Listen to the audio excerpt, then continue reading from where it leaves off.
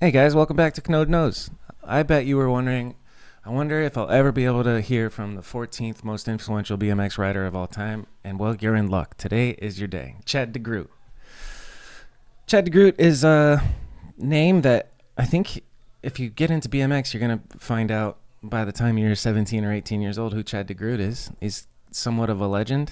Not somewhat, very much so a legend. And I'm sure we barely even scratched the surface on some of the stories that he has to tell. It seems that he's got a good head on his shoulders. He's done all the things that you could possibly want to do in BMX, like running a company, running a bike shop, running a skate park, being a pro. Like his peak pro days were pretty special, and it was really cool to hear about that. So I think you're going to enjoy this episode. Thank you for tuning in. Please like this video and leave a review if you're listening on audio.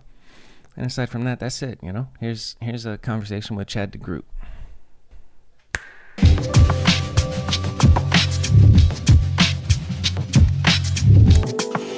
Kanode Knows. Kind of cool. Some of the stuff is like customers can come in and they can see it as well. Yeah, like if you type in BMX on YouTube and then just let it go, eventually my show is coming up, which is pretty cool. Yeah. You scroll down about 10, but that's not bad. Yeah, I'll take 10th. 14th influential rider in the world. That ain't bad either. Yeah, I'll take that one for sure. Is that in your bio? Did I see that's in your Instagram bio? Yeah. Like when Ride did the most 14th is hilarious. Dude. Yeah, but they only did 20. They only listed. I know it's special. Like it legit is awesome, but it's just funny. Just like I'm 14th, So who's number one? Matt Hoffman was number one. Fuck yeah. And then Dave Mira, number two? I think it was right on that line. Yeah. That's a good question. I'd like to go back, or if you could pop that up, like the 20, because I think what was a little bit of a bummer, and no disrespect to 19th and 20, but you get into a little bit of gray area. And I feel like, so the people that were featured after that as like friendly gestures, like Dave Frymouth, I think he got like 21st. And I'm like, damn, man, like, damn. They featured a picture of him as like, hey, I'm sorry, but try harder. Yeah. Let's see if I can share this so that people can see. Yeah. Ride BMX. Boom. So we got 20. Matt Hoffman is number one. Mike Aiken. Dave Mira. Wow, I like that Mike Aiken's above Dave Mira. That's special. That's Dave pretty Mira. wild. Yeah. That's your homie, Ruben. Yep. Taj, Van Holman, Joe Rich, Brian Foster, Edwin De La Rosa, Jay Miron, Chris Moeller, Tim Fuzzy Hall, Rick Moliterno, Chad Degroot. There he is, dude. Yep. Garrett Reynolds coming in hot after Chad. Brian Castillo. Yeah, you beat Garrett. That's pretty tough. Brian Castillo, Ryan Nyquist, Chris Bennett, and Rooftop, and then Garrett Burns. Yep. I like that list. It's pretty solid. Especially, people that are watching this, you might need to do the research on it all, but I feel it like it was good, but I also don't know who the hell picked all those, honestly, what's the criteria? There's that gray area, and you probably won't get a straight answer out of Fudger. So nope. Not about that, not about anything. Fudger. No, probably not. And then you'll see him in there. And if I do this, like, I gotta owe you something, but if I yawn during this podcast, are you recording right now? Yeah. Okay. If I yawn during the podcast, we got to make something up. Like, you're able to fucking open hand slap me next time you see me or something. Like, okay. What happened? What happened with this? What's causing this? The yawning? Yeah. It's not me. It's Fudger. Fudger yawns during podcasts? Everyone. Yeah. And I'm like, oh, whoa. Like, yeah, it's like, and I get it. He's got long hours and stuff and whatnot, and he's got BMX on his mind, but I was like, whoa, that's a yawn. So I don't know. That's incredible. I am so juiced up on caffeine today. I'm definitely not going to yawn. I don't remember last time I yawned. Oh, you're a human being. You probably yawn. You know what somebody told me, and it fucked with me for like 5 seconds? They said, did you know black people don't sneeze? And I like believed it for like 2 seconds. I was like, wait a second. Did a black person tell you that? Was it Brad Sims? Was it? Yeah, Brad Sims. He can tell me anything, and I'll believe it. We were talking about before we started recording about if there's anybody that I've been nervous for, and Brad Sims in my house. He showed up in a rental Porsche Taycan or something, pulled up to my place, walked in. Dog loves him, and it's just I'm like, holy fuck, there's Brad Sims on my couch. Yeah, that was pretty nerve-wracking. It's it can be. It's awesome. So glad he came. Yeah. I like that kind of train of thought. What nervousness? When's the last time you were real nervous or intimidated or excited? I'm always excited, so that's every day. Yeah, you seem pretty intimidated, probably talking to my wife on a daily basis, but also what was the third thing? Excited, nervous, intimidated. So yeah, nervous. Nervous. I can't think when that was, but I mean it does happen often, you know. Probably the other night when I was riding and it was super dark and I wanted to pull some tricks. So I was that'll make you nervous. I was nervous because I always have to end my session in a like super positive, good way. Or I can't leave.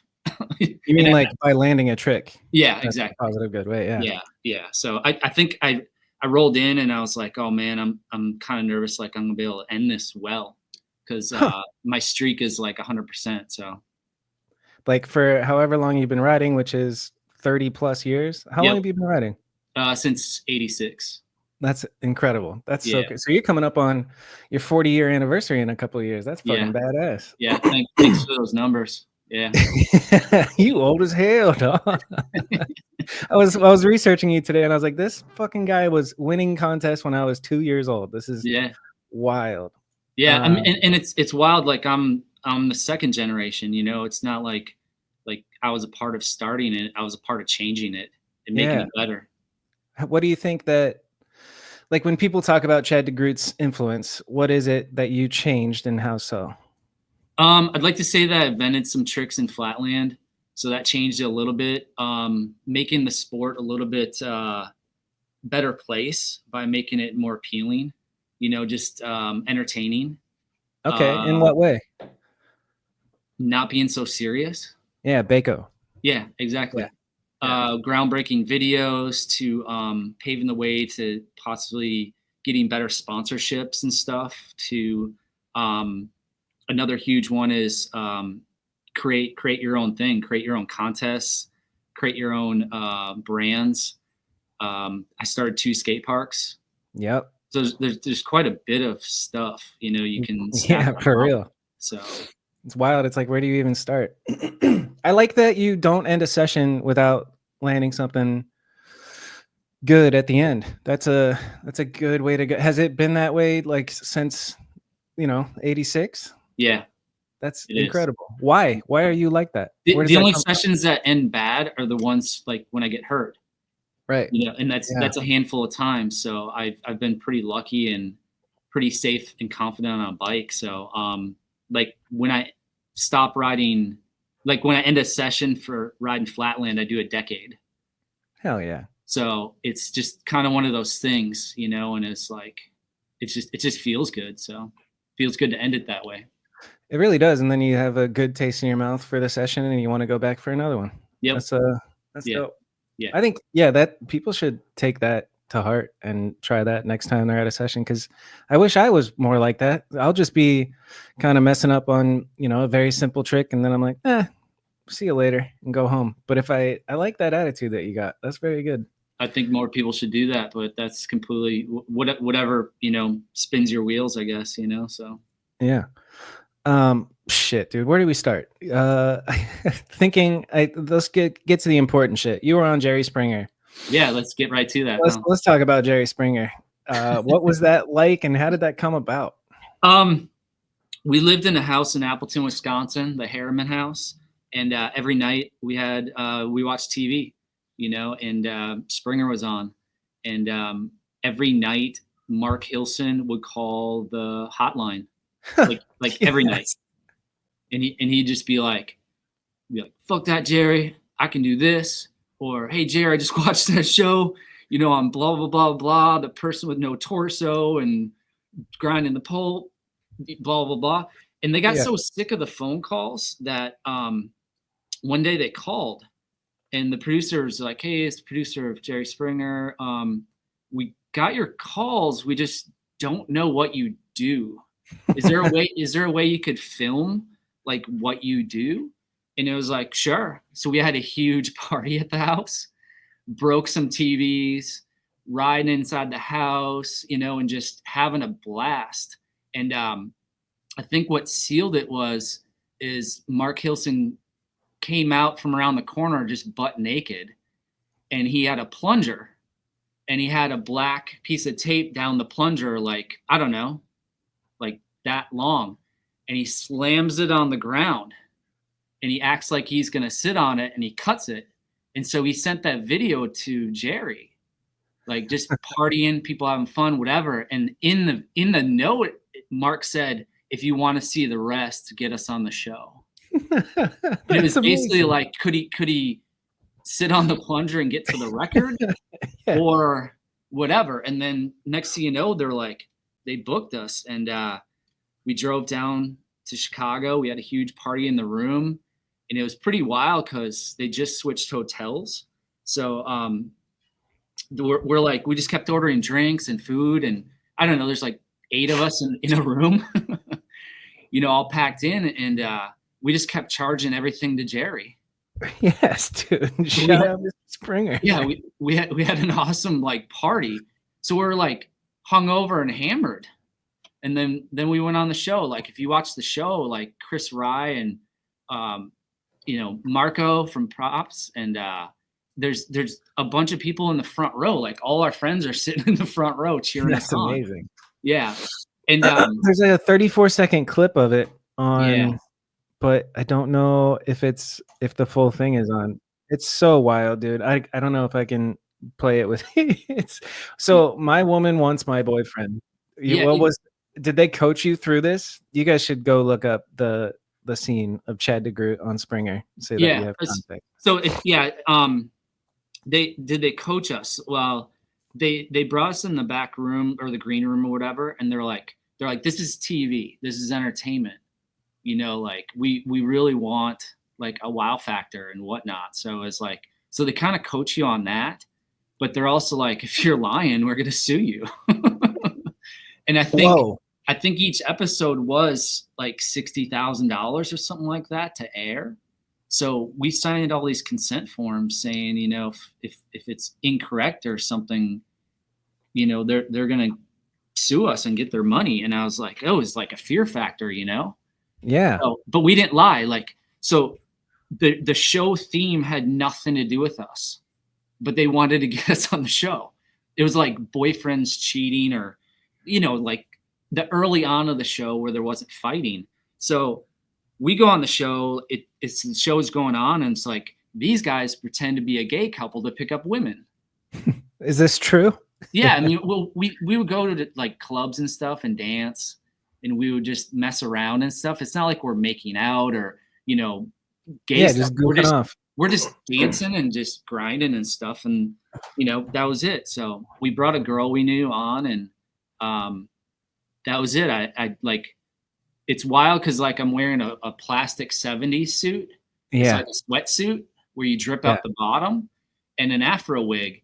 And I got it at Goodwill. I was working there full time, and I was like, when people check in all their stuff, like they drop off donations, I had to sort through it, and I find that plastic suit, and I snatched it, and I'm like, this would be perfect, but I didn't know I'd wear it on Springer. So, it's legendary, dude. It's pretty epic. Yeah. So was that? Did I hear that you went on it multiple times or just the once? Just the once. Yeah. Nice. And it was before all the fighting. So like most people remember Jerry Springer's like gnarly fights, and DNA tests come out like wrong or right, and it's before like, the show got too big and wild. Yeah. So it was early on, but it was and it was pretty hidden, except I don't know how, but my parents watched it. And that like when it came out, actually? Yeah. So they found out, and my parents are pretty straight, and their parents. Yeah. They're a married couple, and my dad took me aside and he's like, because I have two older brothers, and he goes, "Yeah, I saw that episode." And I was like, because we're acting gay, like we're basically saying we're gay. Yeah. And we're on a show, like a public show that's popular, a national TV show. Yeah, and it says our names and stuff, and it's not like we're blacked out or anything. So so my dad looks at me and he goes, "I got two boys right and one boy wrong." And I was like, Dad, come on, man, come on, buddy, like, come on, man, can we hug it out or something? And it was just like, it took a long time and like a lot of conversations to kind of get him over the hurdle, So yeah, I was like, Dad, we're just doing this stuff and we pick up girls. It's like, we're just goofing around, man. Yeah. What's your relationship, or what was your relationship like with your dad? Is your dad still around? No, he passed away. There he is. Nice. Yep. He passed away. I think it's 3 years now. Right around Thanksgiving. So, but he was everything. He was awesome. He was like the real man's man. Yeah. Like carpenter, fireman, was in the Coast Guard, helped build houses for his fellow firemen. Fuck yeah, that's real man shit. Was just like legit. He was a guy that didn't wear a seatbelt when he drove. He was like, real man shit. Probably had a couple beers while he's driving too. Well, he called them his buddies. So when he had to go to the store to buy beer, he would pack a few beers or buddies to get to the store. That's amazing. It's a different generation. That's fucking normal. It was, and it really was. But he was that guy also that, he would see a car on the side of the road. He would pull over to help them. Yes. Change tires. Or I remember he pulled over one time and I was in the car and it was like, it was a guy drunk and he was just kind of parked on the side of the road and he drove him home. And then I like followed him and made sure he was okay. So he's like a really caring, awesome person that made a lot of sense of a lot of stuff. So yeah, that's fantastic. That's, count your blessings. That's a good pops. Was he joking when he said he got 2 right and 1 wrong, or was he like truly disappointed for a long time? He was disappointed, but then I don't know if my brothers know or if they'll see this, but after that, like when I started getting better known, I was his success story. Like anytime we were out somewhere, he would brag about me, and he was such a dick because he would like. I remember this. Like I gave him whoever I rode for, I would get clothing or I'd get hats and give it to him, and he was such a dick. So he'd have me sign them.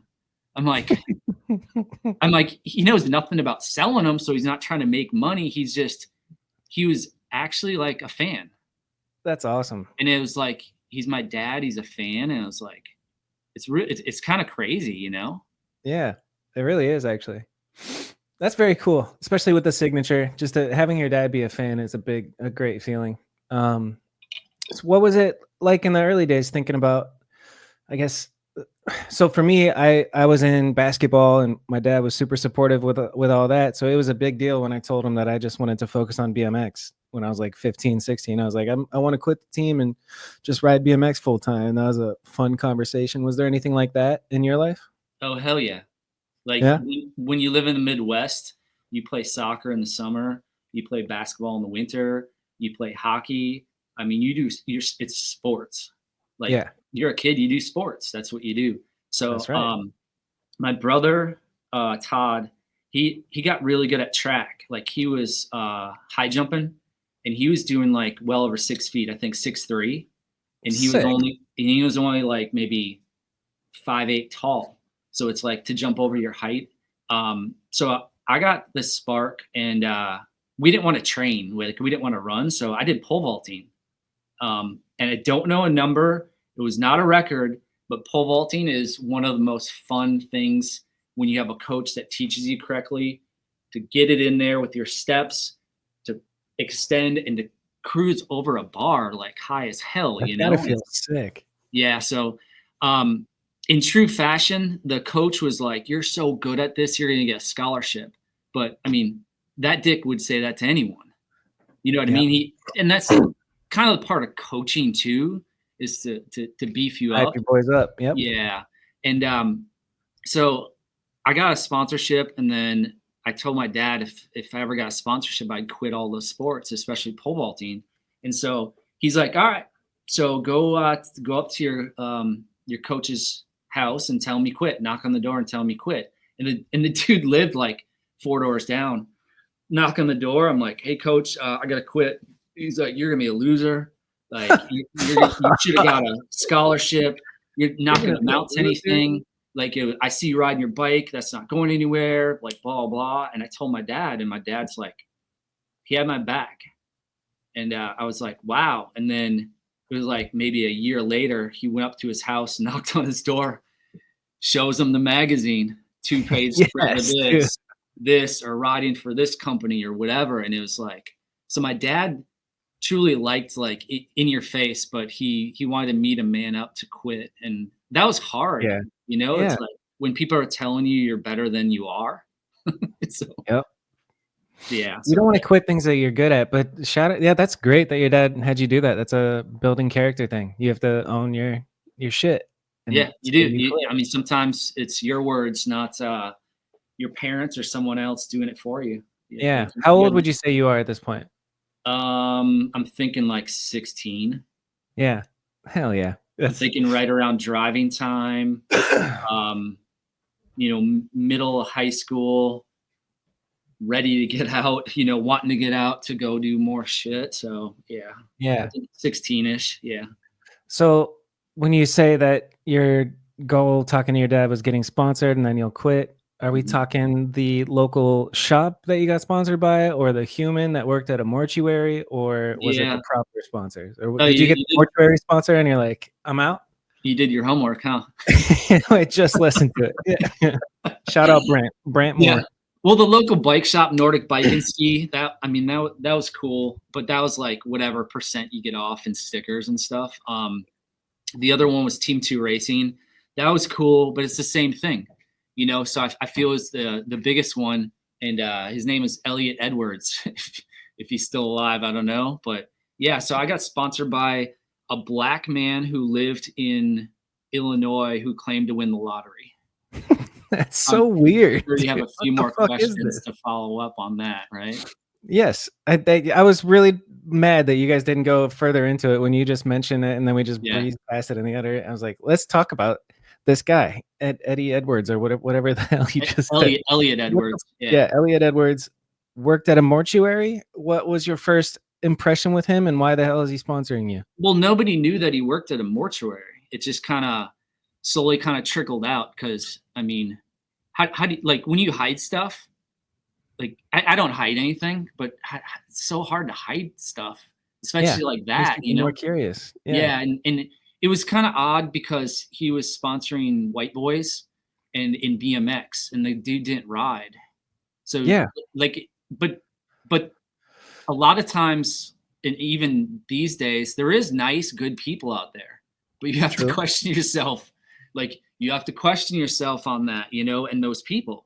So, are you a nice man, or are you trying to fuck me? What are you doing? Why are you buying me bikes? That's what I think his intent was, but he liked blonde-haired, blue eyes, and I was like, "Oh, you're serious?" I was joking, but no, you think that's it? Dead ass serious, yeah. Oof. And that's the part where I don't think I had too much protection around me aside from my friends, where we were never left alone, and it was just more or less like he would buy bike parts, and then he would give my friends deals on bikes and stuff like that. So it just was like too good to be true. Like, and I know, like, whoever's watching this and you and me, it's like why did it even get to that point? It was like, it's just like, because you do think that there's good people out there, and everything's so new. And if something costs a good amount and you have a way to maybe better your riding with a better bike part, it's like, I kind of jumped on it. And it was like, the dude turned out to be like, I thought he was going to kill me.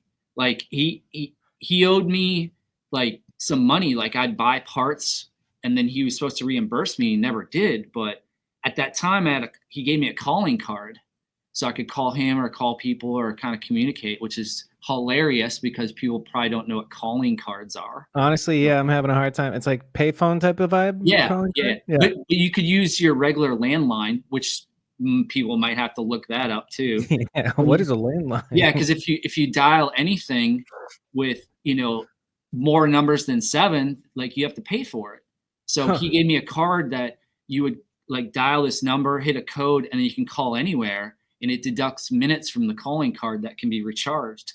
So I racked up that thing hundreds of dollars as like, and I don't even know who it was. I think I just called everybody I knew and then gave out the number to everybody and just go call everybody. Like, this dude's a dick. Like, let's rack up the tab. So nice. Yeah. So, and then he was just, I thought he was going to get violent or something, but I lived in Green Bay and he lives in Chicago. So I'm like, nana boo boo, you can't get me, you know, like too far away, you know, and it's like, but how did it start? Did you just say it? Cause I don't think he said, like, how did he approach you at the skate park? Like, what the hell? Why is he? I'm pretty sure a little bit of gray area, but there used to be contests in Milwaukee, Wisconsin. So we'd drive down there and he started showing up and, you know, kind of hanging out more and more. And it just kind of built into like a relationship, you know, like when you have these like little jams and stuff. So it just kind of started like that. I just can't picture being that guy and going to a BMX contest and then just being like, come here, son, I won the lottery. I'm going to buy your stuff from now on. In exchange for what? Like, what do you get? What is he getting out of it? Besides, there's too many questions I don't have the answers for. Yeah. Dude, and I guess like he sponsored a blonde hair, blue eyed person in Chicago. And I don't think there's any hanky panky because I think I was the dick that jammed like his whole schedule. Like I wrecked it. I turned his like dream of whatever he had upside down because I was just kind of an asshole. But yeah, it stemmed from him being an asshole and not being honest. He's like, all right, I think I have a plan to start grooming these young men. And then you come in and he's like, fuck it. Never mind. Yeah. These guys are annoying. And I don't know if like he disappeared and then tried to like, do you think he like kept playing the lottery to really win it then? Or did he just never, like he never won it, but would you keep playing it or tell people? But the dude was working crazy hours, like at the mortuary, which I think probably paid better than, you know, a normal job. And so he's spending all that money. And I guess he got just kind of mad.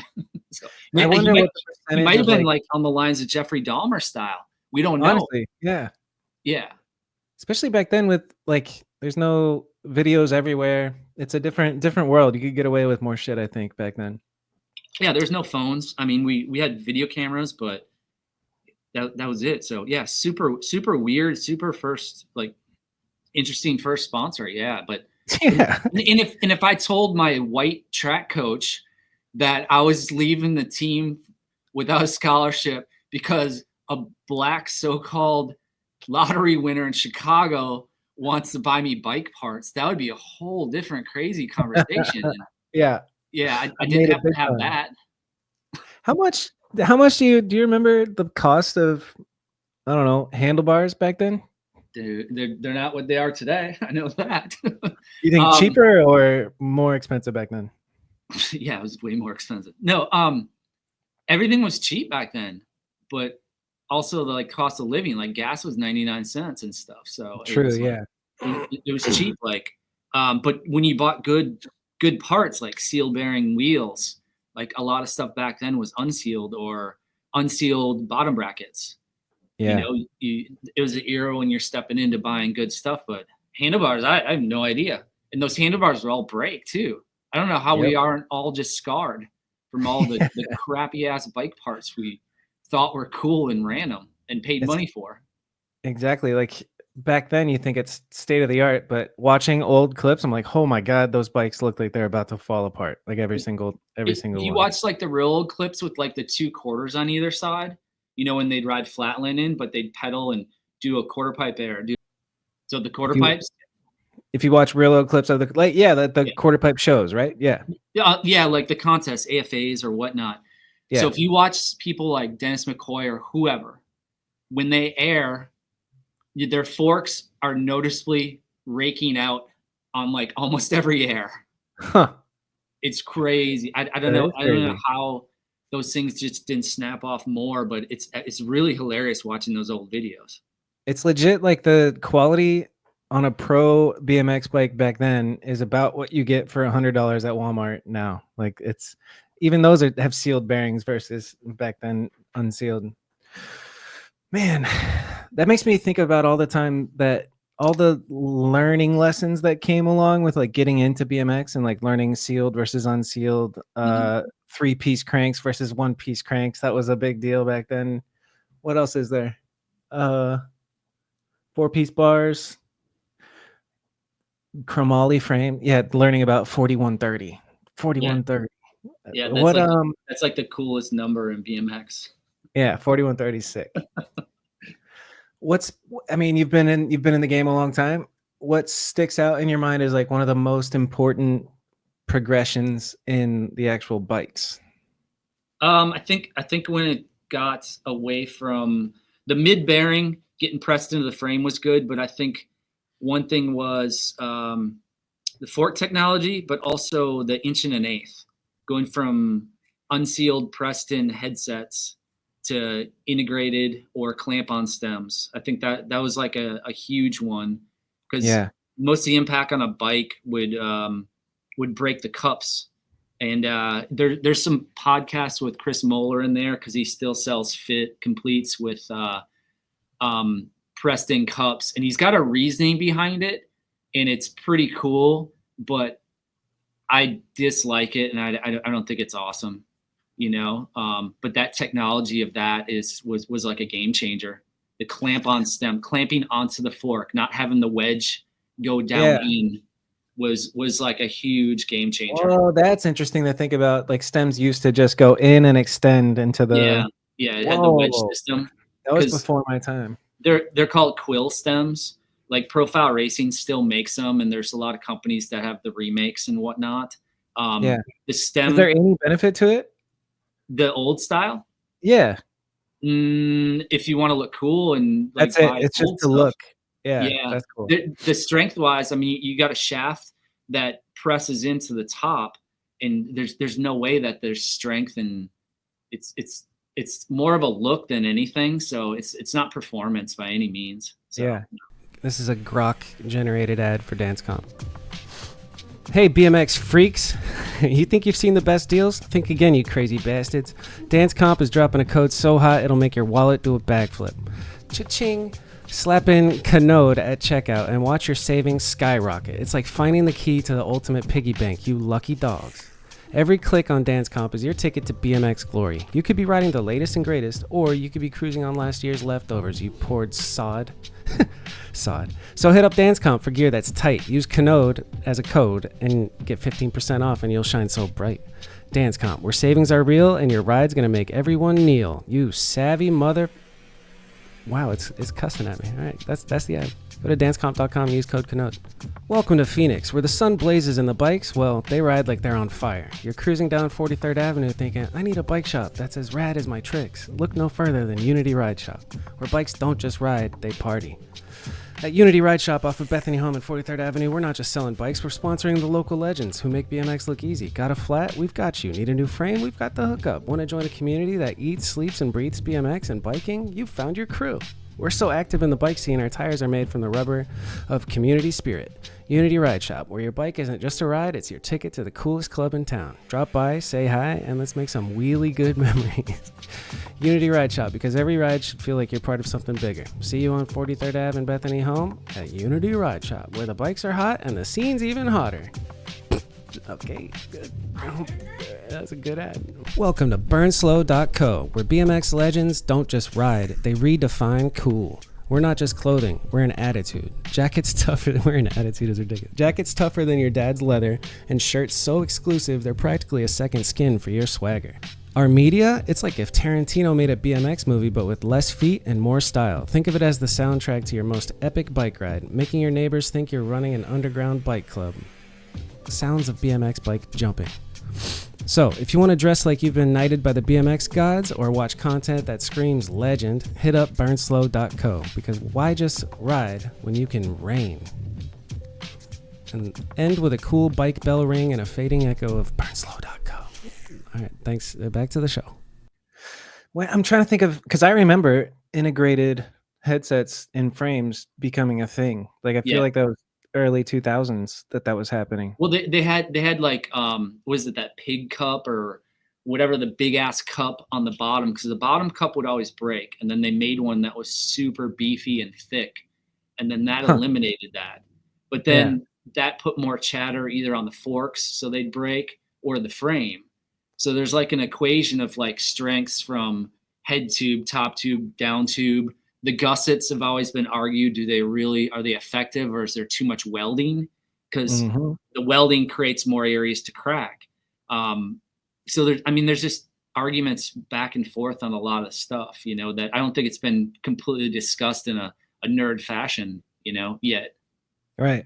It's pretty interesting to think about. Like when you transfer the force, you reinforce the bottom of the headset, and then now you have more stress on your forks, like you said. And so do you want like your forks tapered? Do you want where the steer tube meets the fork legs? Do you want that strength and beefy? That's a yes, because that's where it happens. That's where people have been paralyzed, like Jeff Cron.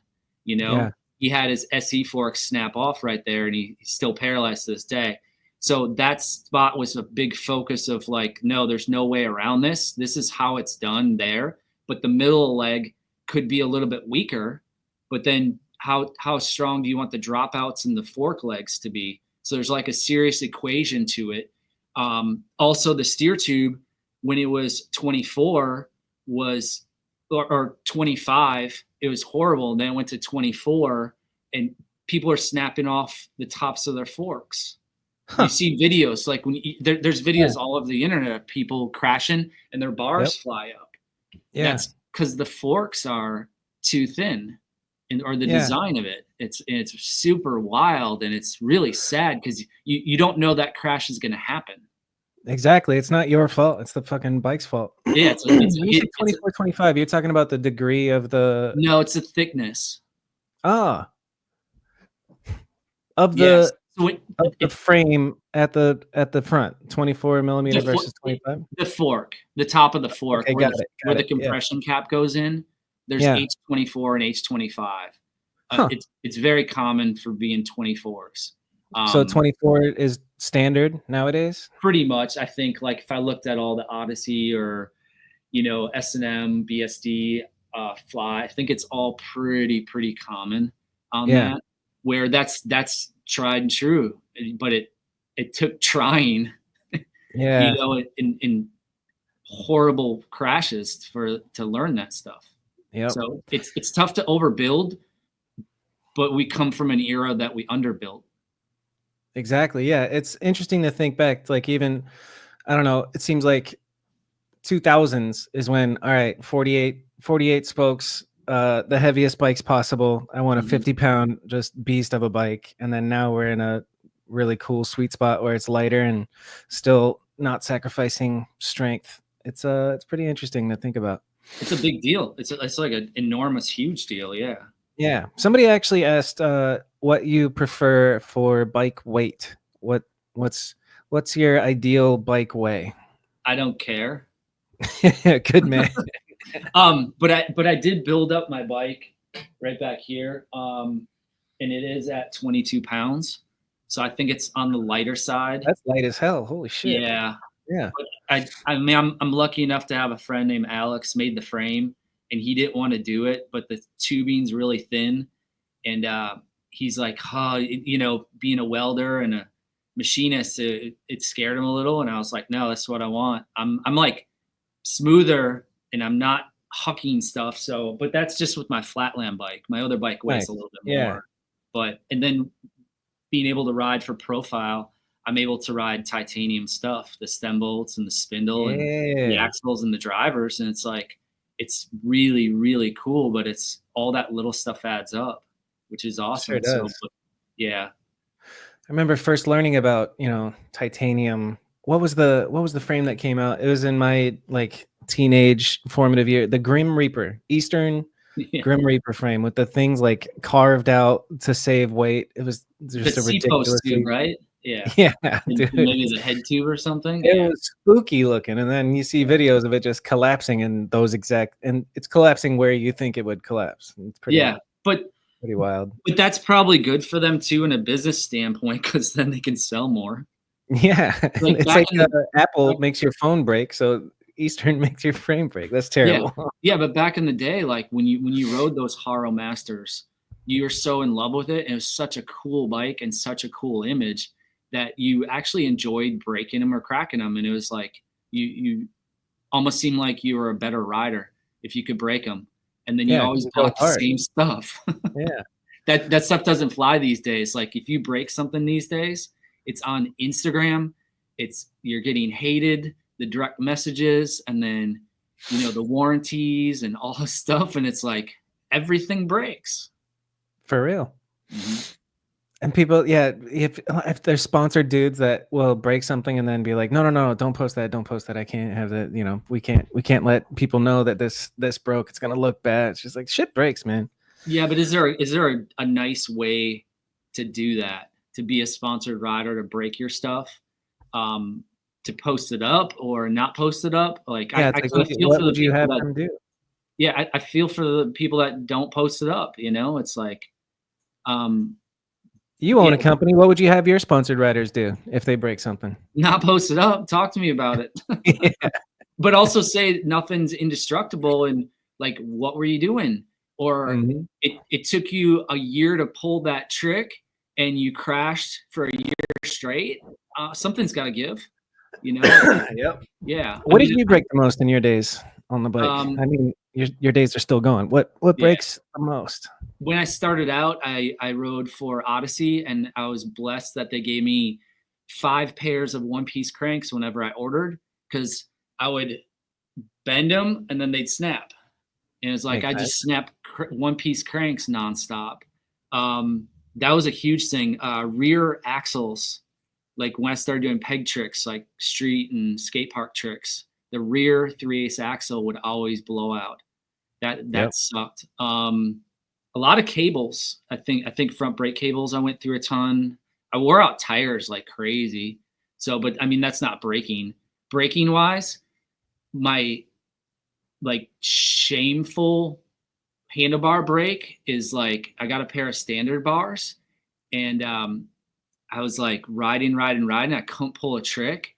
So I took my bike and threw it down backwards and broke both handlebars off. Nice. That's the worst. I had a little stress in my riding, a little anger and stuff, but it was rough, it's like crazy. And it, like, after I did that, and then after I did one more thing, I couldn't pull a trick, and I jumped on my wheel and blew out all the spokes. Nice. I realized how much stuff was like costs and to fix and repair, and it's a $300 tantrum. Yeah, so I completely stopped that, and I got better, and I saved money. Yeah, I think we've all been there. I've definitely raged out and thrown my bike. If you haven't, then you haven't really ridden. You haven't tried to learn a new thing and gotten frustrated. Is that a like public service message for the kids watching this? Yeah, break shit, and then you're a real biker. Yeah, ghost ride your bike. Yeah, yeah, like, dude, I've filmed some guys who really have full-blown tantrums and scream at the top of their lungs hysterically and throw their bike. I mean, you gotta love the passion. It's a beautiful thing. I mean, it's fun to watch, but you also see people like Chris Bennett or Nate Wessel. I've seen them punch themselves in the face. Yeah. Stupid. Yeah, but like, where did that come from? Like, who came up with the punch yourself in the face? That's a good one. I could see throwing your bike on the ground. I mean, I can't see it anymore, but I can kind of see that starting out or being the frustration. But how does a person vent, or how does something, when they're unsuccessful at doing something repetitiously, how do they get out of that? Like, what do people do nowadays? Well, I don't do anything. The correct answer is fucking breathe. Exactly. Breathe and think. Yep.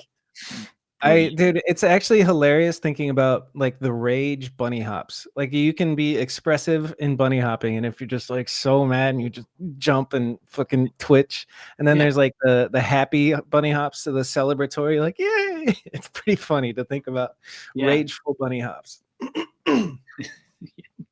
It's good. Oh man. Well, let's where do we go from there? I think having that as your first sponsor experience is pretty wild. What thinking back to the early days, like what was your goal? Did you have something like a chip on your shoulder? You wanted to accomplish something? Like what did you have a direction you wanted to go? What was your goal back then? With riding a bike? Yeah, with BMX. Or even actually no, in life, like in general, what was your plan? I didn't have a plan. I think BMX was like something that it was a gratification like instantly by pulling tricks. The friend network I had was awesome. The family support from my mom and dad was incredible. And like the goal was just to, I guess, get out, like get away from Green Bay.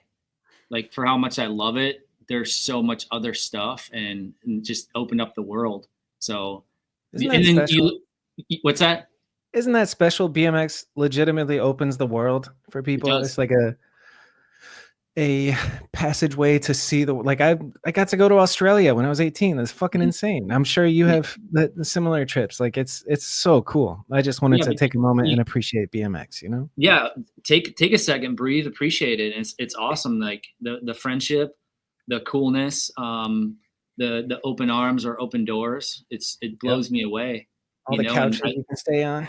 Yeah. And I hope I never disrespected anyone, or if I did, I made up for it and in a better way. But I feel blessed on like to go and do this stuff and then to make my parents proud, but then also to turn it into something where I don't have to worry about, I can eat, I can get health insurance. I can actually do stuff constructively with money, not buy diamonds for my wheels on my car and get them stolen or something like Ryan Gutler or whatever. So like you use it, be happy about it, have, and be thankful. Fuck yeah. When did that kind of happen for you? Like when did you kind of make a living from this? I'm from BMX, like I think I've had like over 30 jobs, and that's something like, not to get off the topic, but people don't think I've worked a day in my life, and it's like because he's just the pro BMX guy, but you're working while being a pro, like most pros. Yeah. So it's like there's a lot of work that goes into getting better bike parts and stuff like that. It's like having jobs first, making that money, buying better parts, becoming a better rider. So I firmly believe that. So, and then it's the real perk is like free travel and free bikes. That's like you're winning. Well, your first sponsor after the weird ones, like your first proper one. Hold on. It's not Schwinn. Was it Schwinn? No, it's probably Standard. Standard. Cool. Yeah, because we were driving down to Iowa, to Davenport in the summer, and riding with Rick and staying at the bowling alley, like the skate park that used to be a bowling alley, and seeing some of the first standards come out, being around it all, riding flatland with Rick, riding his park. I slept in, like I paid him rent to stay there, and I lived at Rampage for a small period of time. So it was like, and we saw that brand go from us all riding Haros, including Rick and Kurt, to everything turning into standard country. That's fucking awesome. Talk more about that period of time. Like, what were you doing when you were paying rent, living there? Like, my parents owned a restaurant near Lambeau Field in Green Bay. It was just a little greasy spoon breakfast place. So I'd save up all my money and then would be able to take off for a month or two or whatnot. So I could go down to Iowa and do that stuff, or travel around, or go to Texas. 18? What's that?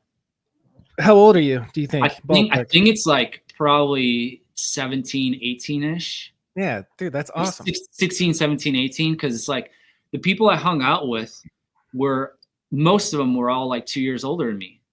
So like when I was 14, they were 16 and they had cars.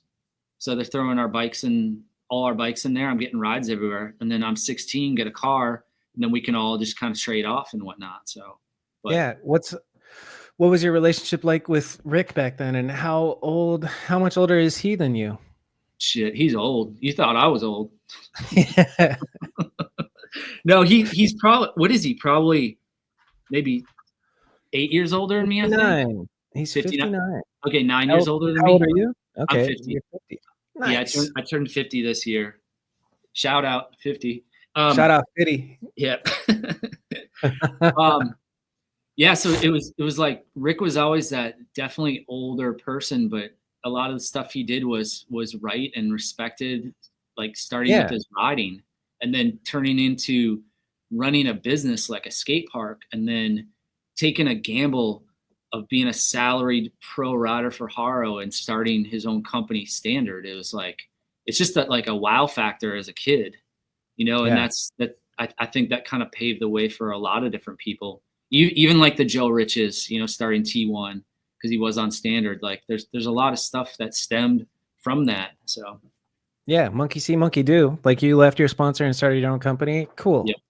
I can do it then. That's cool. So, but when I got on Standard, I started traveling around. Like Kurt Schmidt and me would go to England, Joe, and like we started doing stuff, and then it turned into trying to get, different stuff going, and it turned into, hey man, I need some money. And it turned into $300 a month. And nice. Back then was like you could live off a grand today. 300 back then is a grand today, basically. Yeah. And it's I mean, you're thrifty, you got friends, gas is cheap. We're probably not eating good at all, It's like, ketchup and crackers at the gas station that are free. Yeah. But it was awesome. And what's crazy too, back then, like living in Iowa, like they had good recycling programs. So we could go around and bring bottles and cans from the skate park or go around and like look in garbage cans and then go make money. And I remember doing that same thing in Green Bay. And like there's a thing called the Golden Goat. You bring a bag full of recyclable, which is usually aluminum, and you load it up in there. My dad taught me to make sure everything's super wet so it weighs more because it was nice. And then this thing would just shoot out coins. So you could actually make money recycling. And I couldn't imagine if that was like working these days. Like if there was a recycling place next to the Wawa or the something, and people could bring their plastic bottles and actually get paid for it. It's like back then they're so ahead of the time, and it's like nobody knows where recycling goes right now. Everybody thinks it's honestly it feels like a scam. Like I think it goes to landfill. Like we have the illusion of like, okay, make sure you put it in the recycle bin, but it all ends up in the same place. At least that's what I've heard, and it's like that sucks. Yeah, it does. It's pretty sad in that, and I don't mean to talk about climate change or recycling and stuff like that, but it's something I work on almost daily. So it's like just a thought thing, So what do you work on? What do you work on daily? Well, I'm a mentor for Wesleyan University. So nice. I do a mentorship there. There's like 670,000 enrolled students. I mean, it's an online course for social psychology. And I was picked out of, I think, 20,000 applicants, one of 75. Wow. So I have to answer questions to best of my knowledge and my thoughts. Like I'm not a professor and I don't have a PhD or anything, but yeah, but you look like it. You got the look. Yeah. You got the mustache and the glasses and the wild hair. You look like fucking Einstein. Be a professor, or get my PhD for you got sure. A good look though. Yeah. But it blows me away that I have to answer these questions, give my thoughts on recycling, on climate change, on stuff, and it's like it could get even to like the bike part thing. Like if you look at Profile Racing, Matt Copeland over there does an awesome job. On Wednesdays he does like a factory walkthrough and whatnot, and he shows like the recycling material, and it's like it's pretty rad, you know, and it's really good. But the hardest thing is nobody wants to apply it or do it. And the even bigger thing is they don't know how to do it. Yeah. It's like a combination of lazy, and then sometimes it might be like if you're a business owner and it's costs a little bit extra to do the extra step, but it's like, I don't, it just feels like the morally right thing to do. And It is the end result. Like even if it goes into a landfill, it feels good. Yeah. To do like the proper channels, thinking that you're saving, you know, global warming, to doing something, you know, just and using it, like, I don't know, not taking everything for granted that we have a bunch of stuff and reusing stuff if possible. And yeah, we're I a could bunch of imagine spoiled brats. repurposing rubber. Like you can melt down rubber and then recast it into grips. And so I don't know if that's a possibility, but seems likely you could do that. You could do a lot of stuff. Like it'd be interesting who does what in the BMX industry. You know, like what do they do with the scraps of the metal? What do they do with tubes? You know, it's like, but you know how Tom's shoes, when you buy a pair of Tom's shoes, they give a pair to somebody who needs it. You know what I'm talking about? Yeah. Tom's shoes. What in BMX could be comparable to that? Like you buy a pair of Colt tires and then they put tires on a toddler's stroller. What is there anything like that you can think of in BMX? You know what? There's nothing. There's nothing. Maybe it could be like a complete bike thing. You send you get a really low end bike and send that somewhere when you buy one. Maybe we're onto something here. No, that's a good thing, because I do something similar to that here. Like these kids that come in with these really, really bad bikes. And I say that because if you like your bike, it's a great bike. But if a bike's unsafe, then it's not. It's a bad bike. It's going to backfire at some point. So like we take away kids' bikes sometimes, and then we give them new ones. Whether it be a new bike, or it could be something of we do donations. So people come in here, they give us their old parts, and we'll either take them and use them for the build, or we'll take them and sell them maybe on eBay to generate a little bit of revenue to buy like a new set of wheels or something else. Because building a bike from scratch is quite expensive. Yep. So, but then again, like when Fit had their great sale, we're buying some bikes to give away. You know, it's like, so we take advantage of some of those brands that do kind of blowouts. And if you know anything about the BMX industry, it's pretty There's been some blowouts. And like it's a little like bipolar. And and as a bike shop owner, like we try and take advantage of that. Like we're not trying to have bikes being sold to Menards in the Midwest.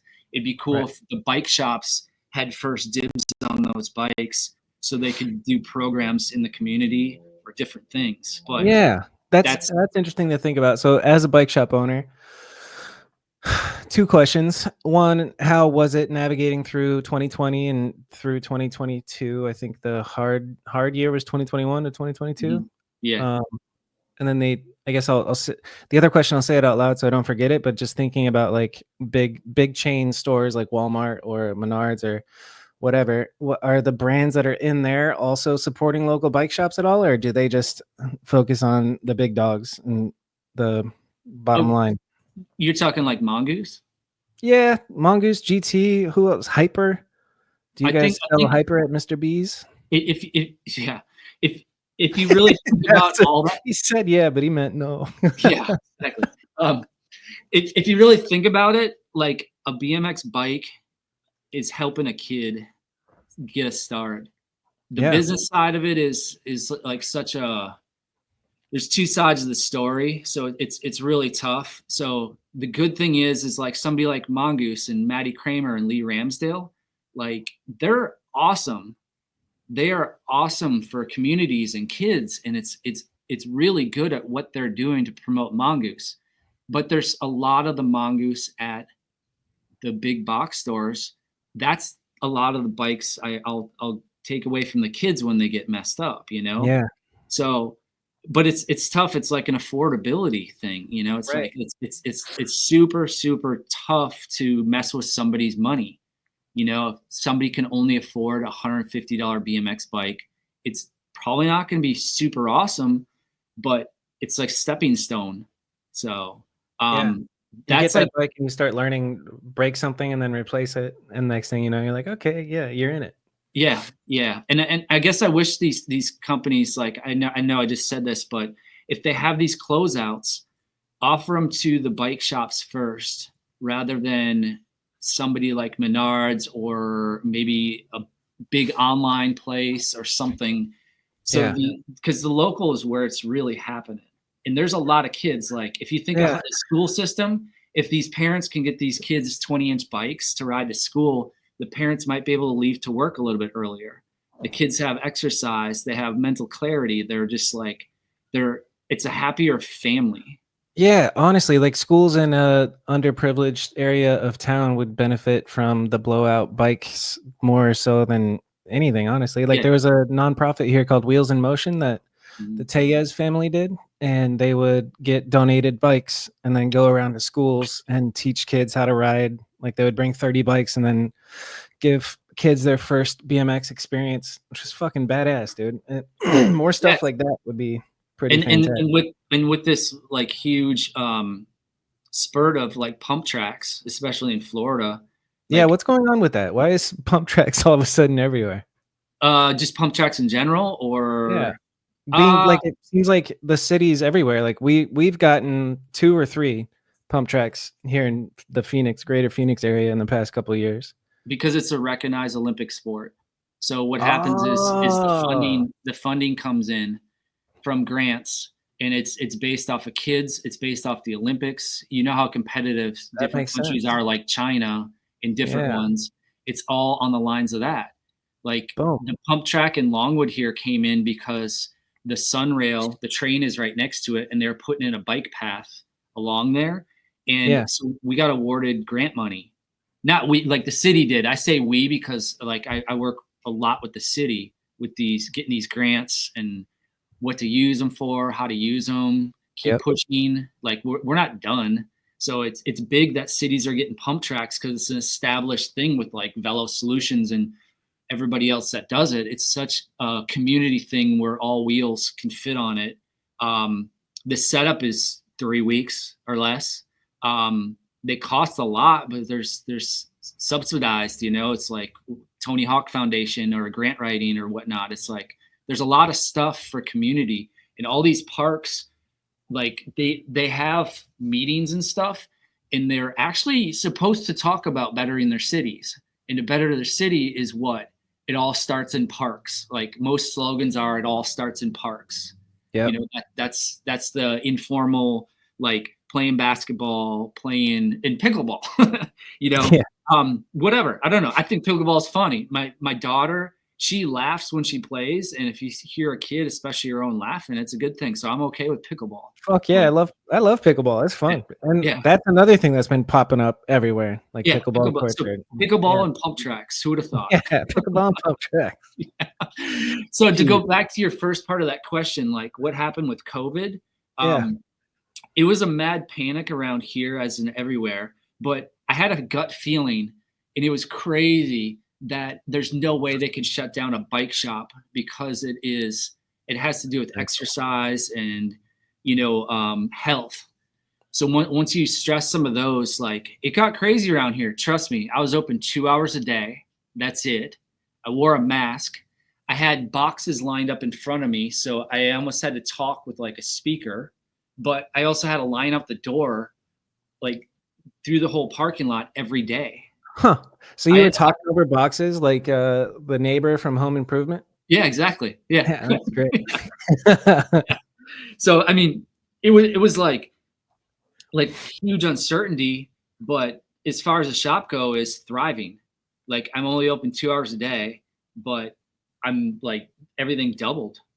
And it was crazy. So from a manufacturing standpoint, because I own and run Deco BMX, it was tough because I ran out of product, but I was a physical bike shop, so I could transition to carrying different brands and whatnot. So it was and the common thing that I've heard is that that heyday happened, and then all the shops were like, oh shit, we need a bunch more. And then they over ordered, and then they just ended up sitting on inventory for years. Did you experience that? I didn't say I was smarter than that. Like Hell yeah. Yeah, I don't over order. I order within, like I don't make like 10 grips and 8 colors of each one. I'm not that kind of company. I try and play it more safe. But you know what? When all this was going on and all those companies had all that abundance of stuff, we could sell any color we want. Like right now, everybody's back to being picky. Like, hey, I want that in black or blue. Like when COVID was happening, it was like, just give me what you got. I'll take anything. Like, the world's ending. Let me get some purple grips. Yeah, or 2 different ones. Yeah, it was crazy. Yeah. So it was definitely eye opening. But I don't think I like stressed. I mean, I stressed on it, but I wasn't worried. I know it's all going to come back around. But I didn't have a warehouse full of stuff, and I didn't have a bike shop full of stuff either. But I also wasn't empty. So I just tried to get smart with it. So you skated by. You were smart. I'd like to say you try and adapt with the times and the situations and the people and who's doing good and bad. And if you're never stop learning. If you stop learning, then you start the dying. problem. Yeah. What's your sense of things right now for the BMX, for Deco, for a bike shop, and for the BMX industry in general? I think the BMX industry is awesome. In this time of year, it's like holiday. So, I mean, you got places like Ray's, like the indoor places, but with all these Pumptracks coming in, everything's outdoor and free. So it's like, what do you got? Chenga, Woodward's, name some other indoor parks. Skate park right now. Yeah. So that's a tough one. So how are people riding?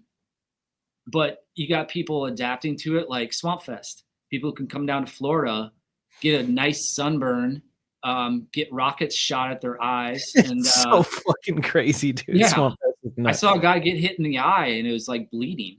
He doesn't have an eye anymore. It's wild. Yeah, but no, it's like the state of it is, I think it's awesome. I think these Pumptracks are great. Bike shops are tough, like tell me if there's more than 12 core shops, like BMX shops in the US. Unity, fucking Clubhouse, I think. I couldn't name more than 4. Clubhouse I wouldn't put in there because it's part of Cult. Yeah, you got, it's part of the you got Pusher, exactly. Albies, Meserol, Empire, Cheap Goods, Empire. You got a hand Pointer, Carl Pointer Brothers. Yeah. Yeah, you got. I think racket. I can't imagine trying to pull it off. Like I look at it and I see, Unity, for example, is here, and they seem to be doing well, and they sell fingerboards, and that seems like every time I go into the shop, it's a bunch of dudes geeking out over fingerboard stuff, and I'm like, where's the love for all the BMX stuff? Because they have the most badass wall of BMX parts that I would have loved to see when I was like 16 years old, but they're not looking at that. They're playing on the little miniature. It's fucking, I think it's the barrier to entry. Like, people like fingerboarding because you could just go like this. You don't have to spend hours fucking your shin ups to learn how to feeble grind a ledge, Yeah, like you're not getting hurt fingerboarding usually. Exactly. Yeah. But to back them up, I think you're allowed to be goofy at shops too. Like, people let their guard down. Like we have Kendamas here. I know. Love Kendamas. Yeah, and I'm okay with it. I don't really ride them too much, but it's like they're around and people like them. Do a bird? I don't even know what a bird is. What is that? Hold on, pause. I'm going to show you what a bird is. I'm going to get out. I'll bust out my Reed Stark signature Kendama. I'm going to take a piss, and then we'll be right back. Okay, here we go. So I lied. This is not Reed Starks. This is Johnny Rakes signature. Have you seen Johnny do kendama? It's pretty incredible. I have not. I will watch it soon. Yeah. A bird is when you pull it up and then it lands not on the stick, not in a cup, but on the edge. Yeah. Right there. That's a bird. That's sick. That's one of the best feelings I've ever had. Have you ever done the pop it? Where it's on the top and you just go and it goes up and back on? Oh, I know what you're talking about. I don't know the name of it. I've never gotten that. No. You can seriously break your thumb doing that. I bet. You have to snap it. Like I have 4 of those out at my shop for anyone to use. And the worst thing is when a mom comes in and goes and hits herself in the face, or a kid does it, and it's like, oh man. Oh, buddy. But I don't know. It's so cool how much kendama blew up. Like it's a very zen thing to do because you're gonna suck at it and it's gonna take thousands of tries, but you just kind of lock in. Like it's one of those things, just like BMX or chess or whatever. So, like when you're doing this thing, nothing else matters. Yeah. When I was in Japan, my friend Hiroshi, who owns 430 and Decade and some different stuff over there, big time clothing guy.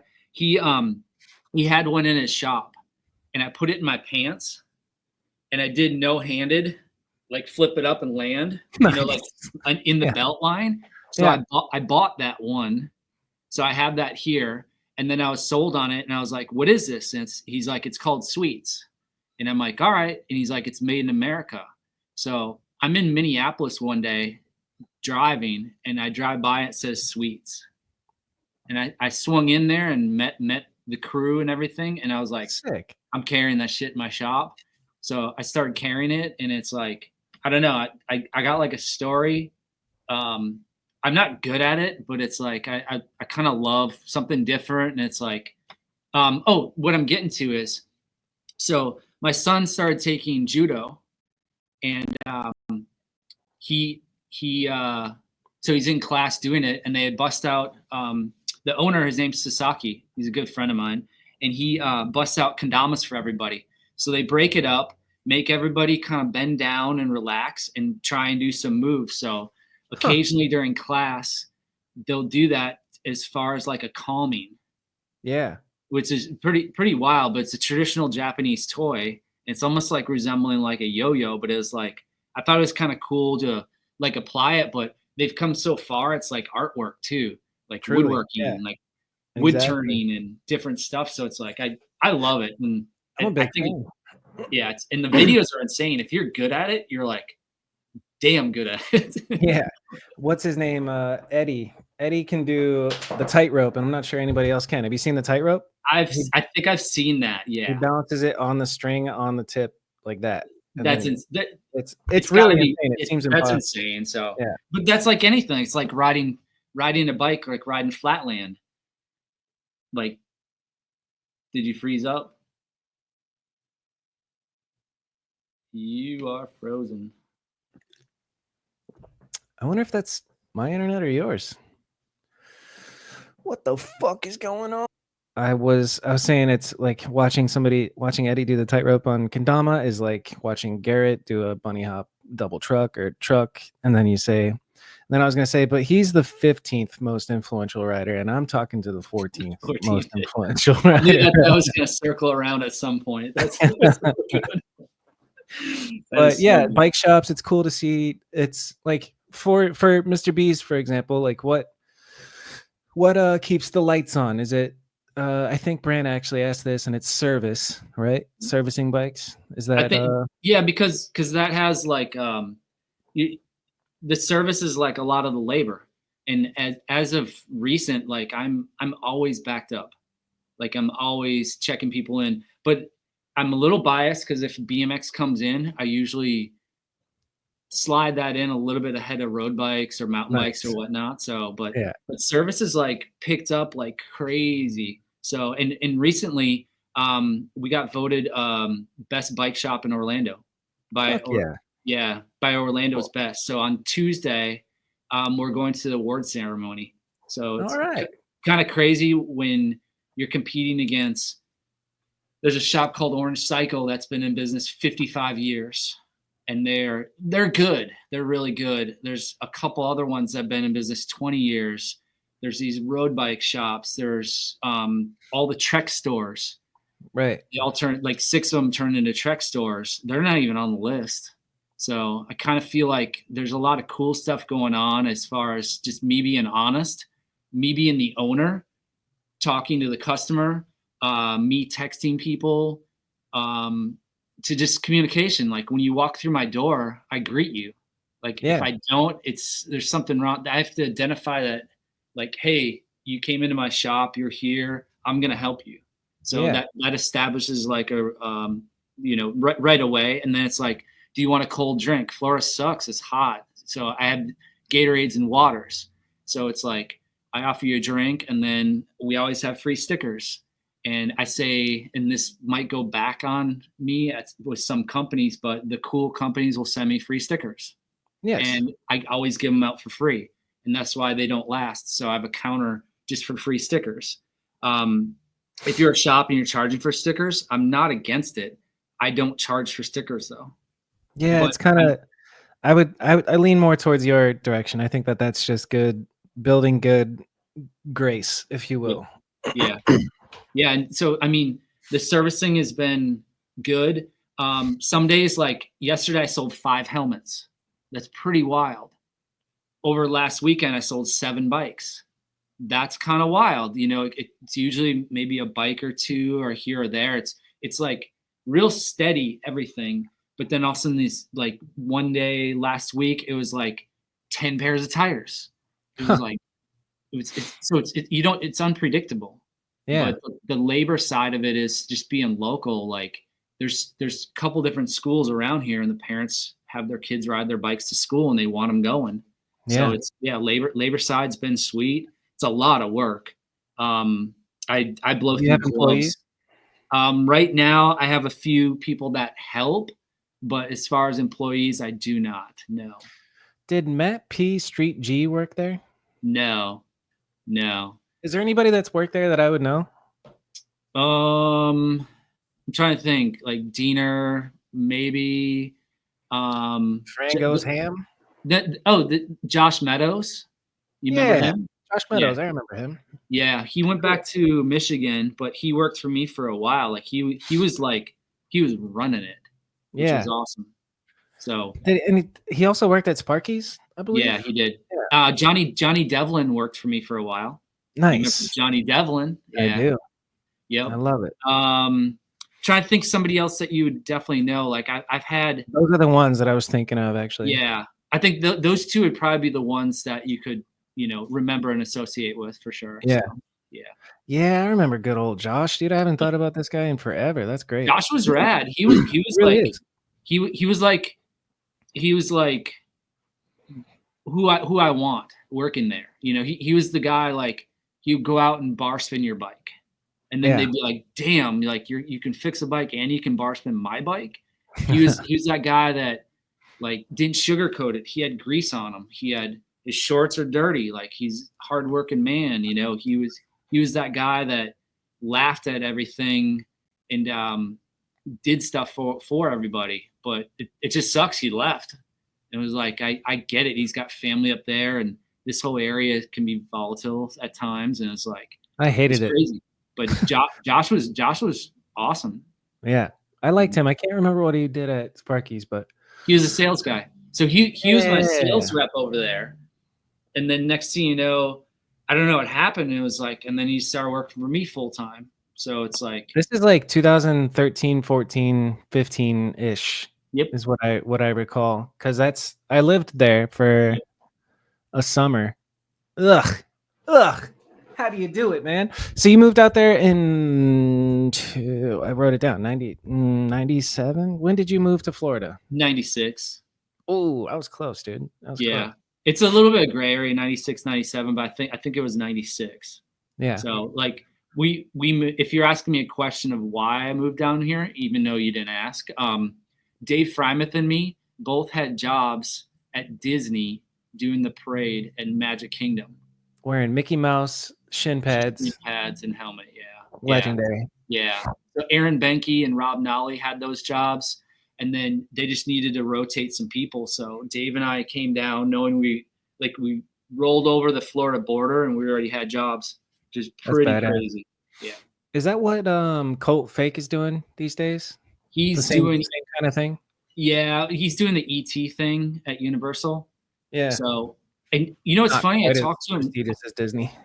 Yeah, Colt's rad. I just talked to him yesterday. He's stoked that he's like having to do essentially flat ground tricks.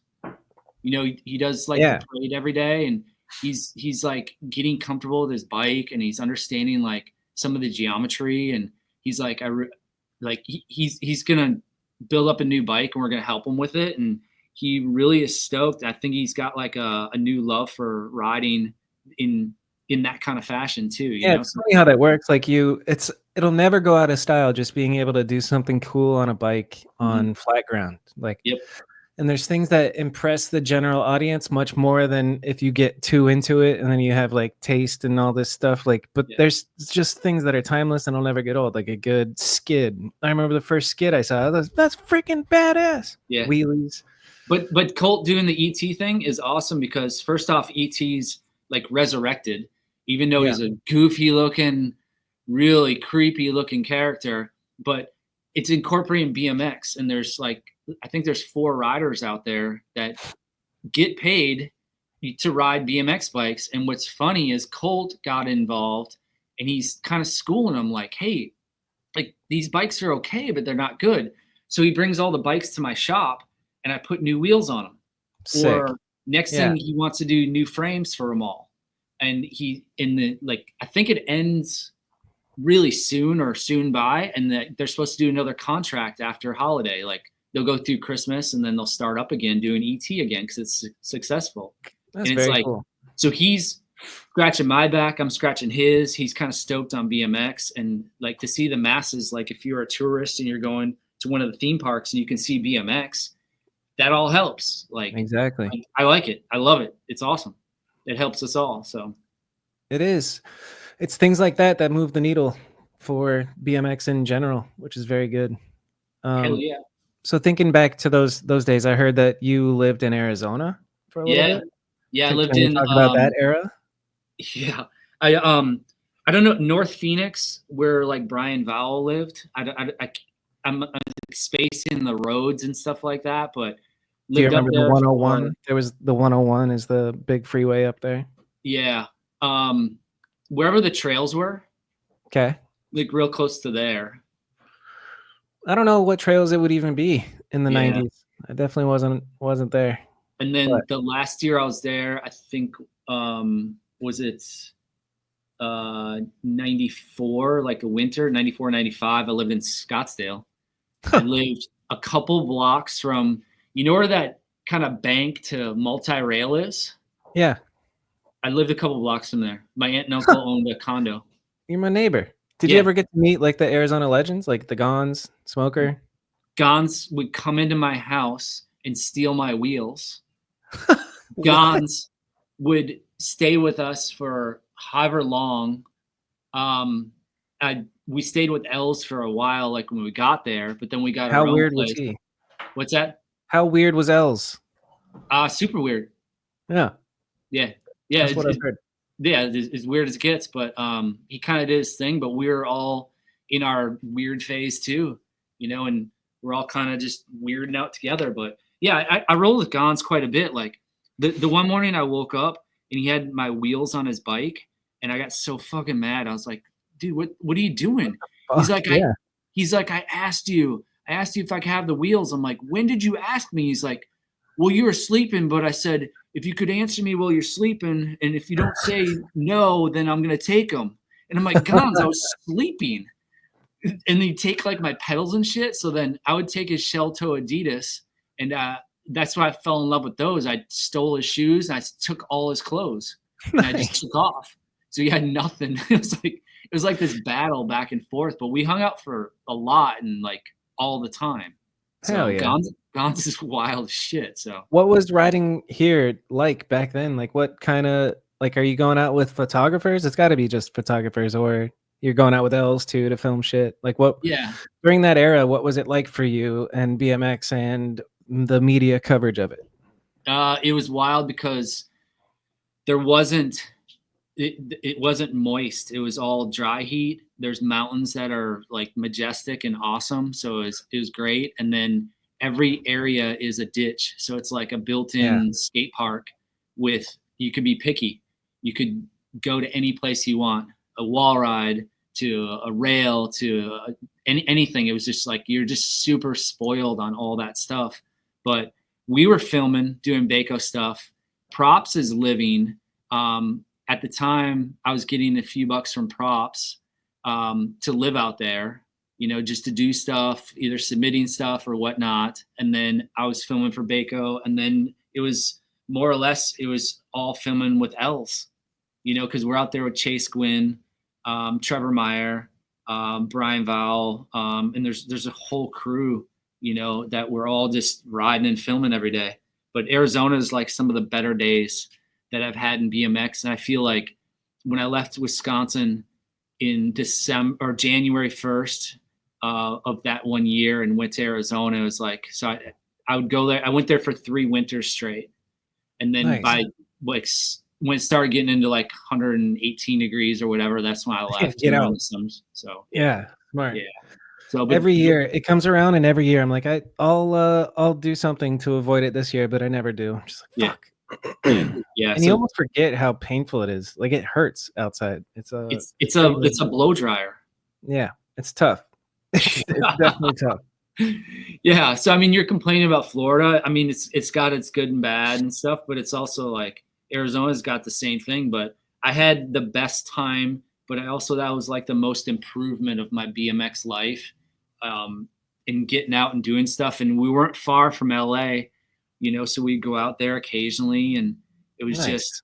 just. You said you're getting a couple dollars from Props. What was that like? How does that come up? And then how much dollars are we talking that about? Wasn't much. It was a couple $100, and that got yanked out real quick. Where, you know, like if I was doing the standard thing, you know, getting a few hundred, and then doing the Props thing and getting a little bit, it just got yanked out.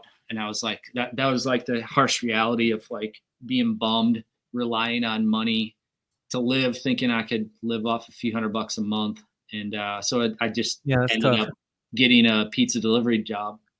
Nice. What is it? In Phoenix? Yeah. What is it, like Barrows or something? Yeah. Shout out Barrows, dude. Yeah. So I worked there for a while, and that was a little stressful because everything in like that area is like, is it like a boulevard, a street, and there's like 3 names for each one. Yeah, avenues, streets, boulevard. Place. Yeah. I was like, so I kept going to the wrong house delivering pizzas, and I'm like, oh, this is crazy. I wish cell phones existed. And then there's no smartphone. You're just like using an actual map, and that's wild. That's wild to think about, actually. To go to a completely different city, them to hire me to be a pizza delivery guy, and I did it for a while, and I made enough money to quit to ride, and then get another job to quit to ride, you know. So, and even apply to do studies too. You know, they have those crazy studies where you what kind of studies? What do you mean? This one was wild. I went in with my friend Troy, and it was, I think, the money wise, I think it was like maybe like $1,500, and you're there for like a week. But they're like torturing you. You're taking pills, and like they're testing your blood and different shit, and you're stuck in a room for a week. And it was like, well, you could last a week to get $1,500, then you could live for like 4 or 5 months. You know, it's kind of crazy. Yeah. So I was an idiot, and I just got hurt, and I had some meds, like whoever the fuck it was, like nothing gnarly like Vicodin or anything, but I had something. I wasn't broken. I think something was strained, and they put me on like a pain med, and I was like a muscle relaxer or something. Not muscle. That's kind of gnarly. It was some kind of pain, and I was completely honest. When we go in, we're like sitting there, and they're like, "All right, are you on anything? Even Tylenol, blah blah blah." And I'm like, "Well, I'm on this," and they're like, "You're dismissed." Oh, you're like, I took Motrin last week, and they're like, "You're out." No, like something like that wouldn't be bad, but it was like. And as I was talking to the guy next to me, I was like, you know, they're going to ask us about this and what you're on. And I guess Advil or something's okay or whatever. And he's like, I'm not going to tell him I did coke last night. Like, he's doing like all these hard drugs, and he stayed in for a week. So I was like a naive, honest kid. And I'm like, naive and too honest. Yep. Yeah. So that's a good lesson learned. We're just I think it's really going to be honest to a fault. But there are times where it's like, we don't need to share everything. Yep. That's an interesting topic, the party scene. Speaking of cocaine and all that, did you have any I mean, you obviously had some party days, but yep. was it ever concerning for yourself? Did you ever let it get to a point where like you were out of control and then rein it in? No, I actually wanted it to get worse. Like, but to back that up, I wasn't like solidly into weed. You know, I'd never done coke, never done pills or at all. It was just straight up just good times and alcohol. You know, yeah. It's like, you know, it was just kind of simple lifestyle. And I think one time I thought it might be getting out of hand. We're in Japan for 21 days, and they had like a $60,000 budget for us, and we went like $20,000 over because they're putting us in hotels, and we had a driver who had white gloves on, and we were just like chauffeured around, and they would rent out a restaurant, and we'd go behind the bar and start chugging whiskey, and they'd have to pay for all that. So it was like that kind of rock star stuff that was fantastic. And I have a lot of photos, but I also remember, I don't know why, but all my toiletries always ended up in the toilet every night. And I'm like, God, this can't keep happening. My toothbrush is in the toilet again. It's like, I don't know why toiletries always ended up in there. Not another toothbrush. Yeah. Fuck, I gotta get it together. But not like trashing hotel rooms like rock stars, but let's just say everything we had that was food related, we'd get in food fights in each other's rooms, and we'd wake up just like stuck to like covered in ketchup. That's funny. Yeah. Any condiments and shit. It was like, yeah. Let's talk about this Japan trip. That sounds fucking awesome. Yeah. What was that? It was a UGP trip. I don't have the exact dates, but Ria from Motocross International kind of set it up, and there was a good handful of us from the U.S., and we went from the top of Japan to the bottom, and then we took flights, you know, to go to different areas. We went shop stops. We did skate parks. This trip, Mission of Nonsense. You know what's really wild is all the footage got lost somehow, which I don't get. So there might be, I don't even think there's a clip in there. There's Japan. Nothing from Japan. Wait, so you guys spent like how much money on this trip? I think it was 60, but we went 20 over, so like $80,000. Yeah, for nothing. That's crazy. Yeah, and somehow all the footage is gone. We have pictures in our phones or whatever, but from our cameras, but that's it. Like, we filmed everything, like gnarly stuff, crazy handrails, demos. Like some guy pushed our driver out of the way and tried to steal us. We're all in the van and tried to get in and grab our van with us in it and take us. Whoa. Yeah, like we were having to throw our shoes off and our shirts, but people are mobbing us. Like, it was crazy. It was like the craziest That's a hell of a life thing. Experience. Yeah, and then we finally got away. It was like what the hell's going on? That was a real like the Japan trip was a real crazy one. So yeah, I'm trying to. There's so much with your life and career that we're not going to be able to talk about everything. But I'm trying to like think chronologically. We talked about the early days with Pops and quitting and the weird sponsor, and then Standard and going to stay with Rick for months at a time. And then can you take me on the path after that? What's like, I imagine that's similar. I don't know. I'm not even going to try and piece together. What happens after the Standard era? Standard kind of falls apart. I call it standard issues. the standard issues kind of start happening. And it kind of a little fun fact. It'd be funny if like all the standard riders that had issues wrote a book and it was called Standard Issues. Like we each did a chapter. But I mean, I wish the best for all that. It was just a phase and whatnot, but it turned into Schwinn. I saw the Schwinn program form, Jay Miron, and I approached John Paul Rogers, and I was like, "Hey, legend, put me in, coach. Let's do this. Like, I'm ready for this." And that was only 1 year, but it was the craziest time ever. Like making money, doing demos, on tour, riding for Schwinn. They come out with I forgot what year it is, but they came out with Phantom Ale. So like when I go back to my parents' house and I have a case of Phantom Ale, my dad's like, yes. Like, and there's spoke wrench bottle openers that go with it. And there's shit. The Schwinn name Phantom Ale. Schwinn came out with a fucking beer? It was good too. That's wild. I'm gonna share this. We got drunk on it and we had a good time. I got my dad drunk on it. Like I brought that home. It was like, yeah, it's wild. Look at that. Yeah. What the fuck? I still have a bottle of it and I'm not gonna try it, but it's like, yeah, that the Stingray, it was awesome. It's a good size. Red Ale, Phantom Ale. What the fuck? I didn't know Schwinn made beer. What a side quest. Yeah. So that started and then it just solidified. My dad is so proud of me, my family, like I can come home with beer. Yeah. It's from a like a not versed person who just knows Schwinn is like a big name.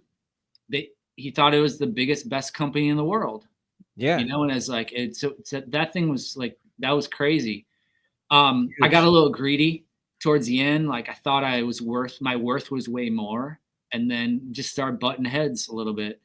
So I tried to get on GT, and I think the only reason I tried to get on GT is because I was talking to Woody, and he was like famous and he was cool, but I always thought his name was funny, Woody. So like he'd call me, I'd be like, hey, this is Chad. Who's this? And he's like, Woody. I'm like, who? Woody. Who? Woody. I'd make him say his name like 5 times because I thought it was like, who names their kid Woody?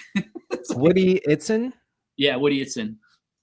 So Woody Itzen and I didn't kind of meet eye to eye, but I wanted to get on GT real bad because Rob Nolly's down here, Aaron Benke, Dave Brumlow, the crews down here, they're all doing like demos. They're doing tours across the US. They're traveling. They're doing stuff. And I'm like, I want to ride with my homies. Like I'm down here. Like we could all just roll together. And then I was like, man, this is a little crazy. I don't know if I can do this. It seemed a little corporate. And then I knew Mira got on Haro. He's been on them for a while. And then Nyquist got on. And I'm like, that's the dream team. Like I see this, like I'm following them. And I donated my time, went and did some demos for like some corporate thing at Haro with Dave and Ryan. We all pulled everything. It was like the best show. It was like just blow people out of the water kind of thing. And you could just see like the chemistry is just all happening. So created this like Haro team that was unstoppable, even with Harrington, Josh Harrington, it was like the Haro team. And that was like a huge pivotal thing of rising the ranks of learning about, staying clean and looking like Dave, like shaving or caring about yourself equates to like bigger sponsors and an image and equates to bigger checks equates to like being cocky, but also like you go into a contest and you won already. It's like Dave did that. Ryan was right there too. And I started applying that to Flatland and just riding in general. It's like, you got so much like confidence and it's like came through Haro and Dave and Ryan. And it was like, it was cool. Unreal. And then the paychecks started happening too. So it was like, what do those look like?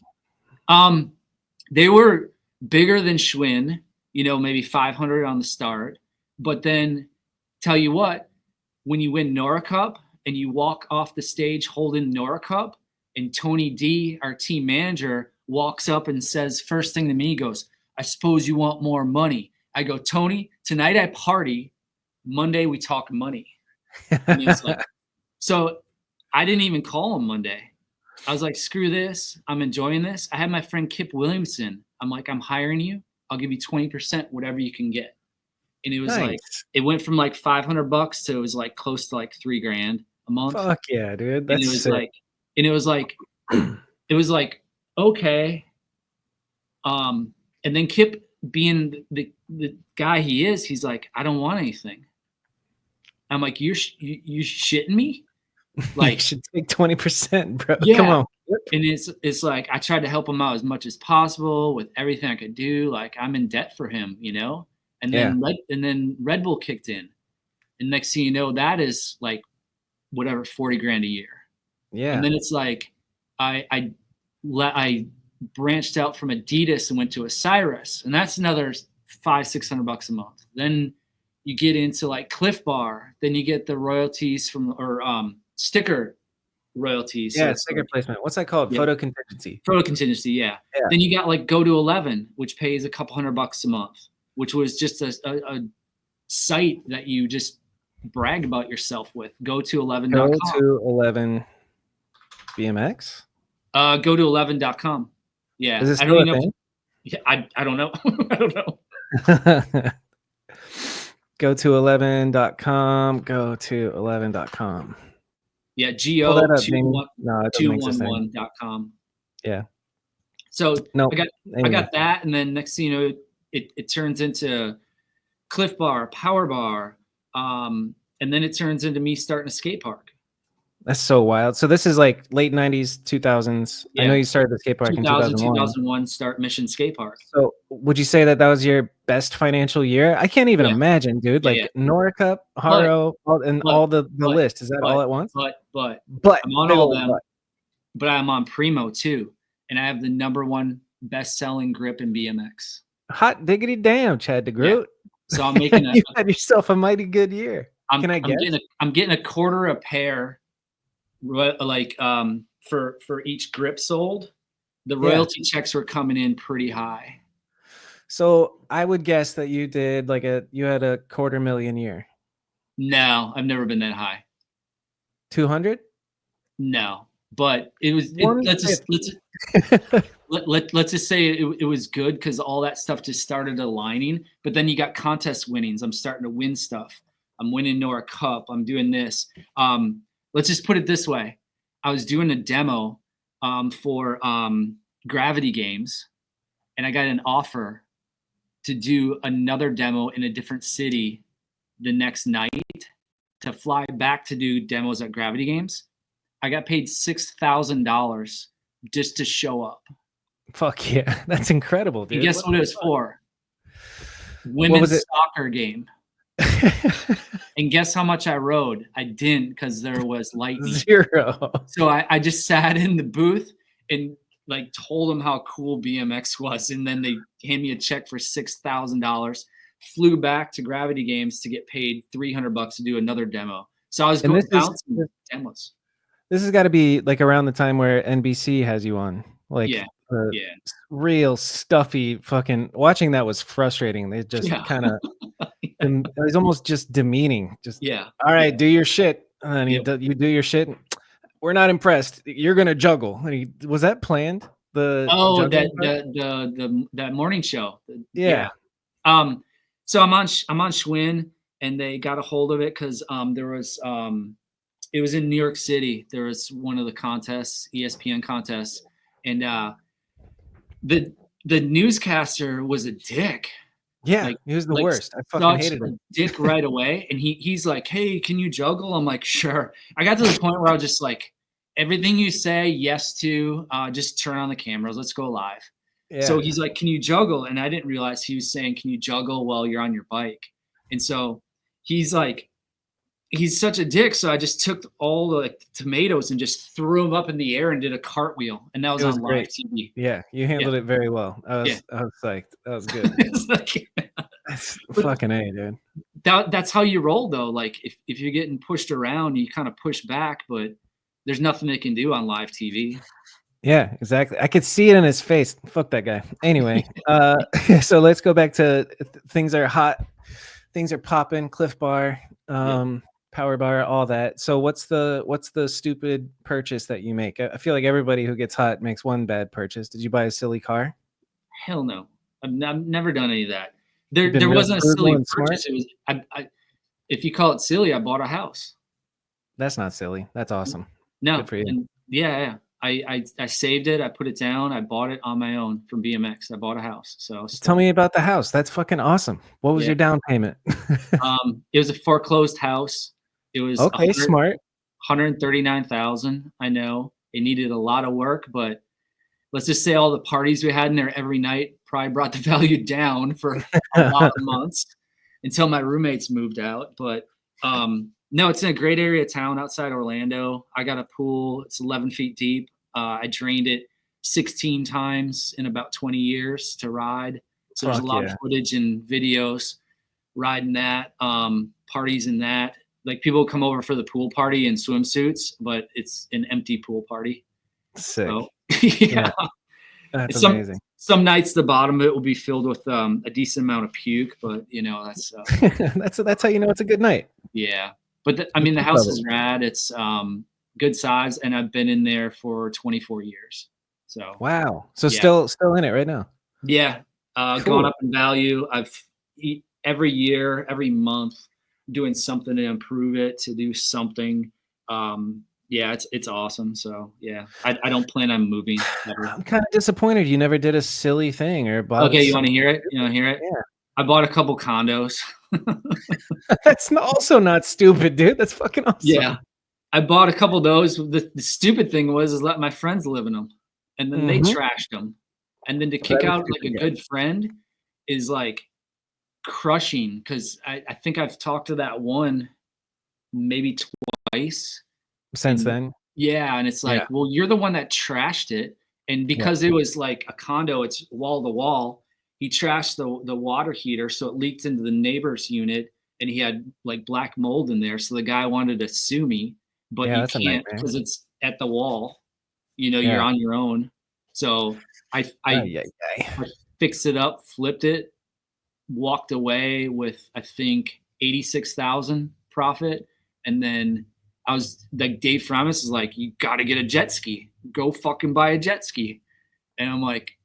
I didn't. It's like you're waiting for like I wanted to buy a jet ski so bad, but I didn't. How much is a jet ski? What does a jet ski go for? I don't know. Not $86,000. Yeah, no. Probably 10, 12. I don't know. That's the type of shit. That's the stupid stuff that I'm talking about. But you didn't do it. You're just a smart, frugal man. What the fuck? That's cool. Good for you. Yeah, I think I was. Why smart are you that way? What's that? Why do you think you're that way? Why did your dad teach you right? My parents were pretty on top of that stuff. Like, don't go blowing this and that. And it's like, so, but I got out of the condo game. I just didn't like tenants, and it started to go down quite a bit. I actually bought the second condo for my dad. And because he was getting older, and I'm like, you need to come down here for the winters, because he was like slipping on the ice every winter, but he never came down. So I had it for years, and then finally I started renting it out, and then like the housing market kind of hit, and it was like, I just kind of got out on a good time.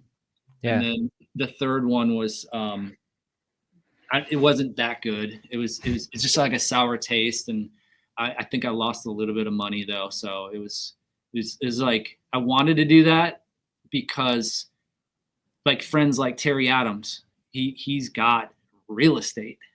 Yeah. And it's like, it's exciting, and about it. And it's like, it's crazy. Like I mean, me and the missus are thinking of looking at some place in Maine now.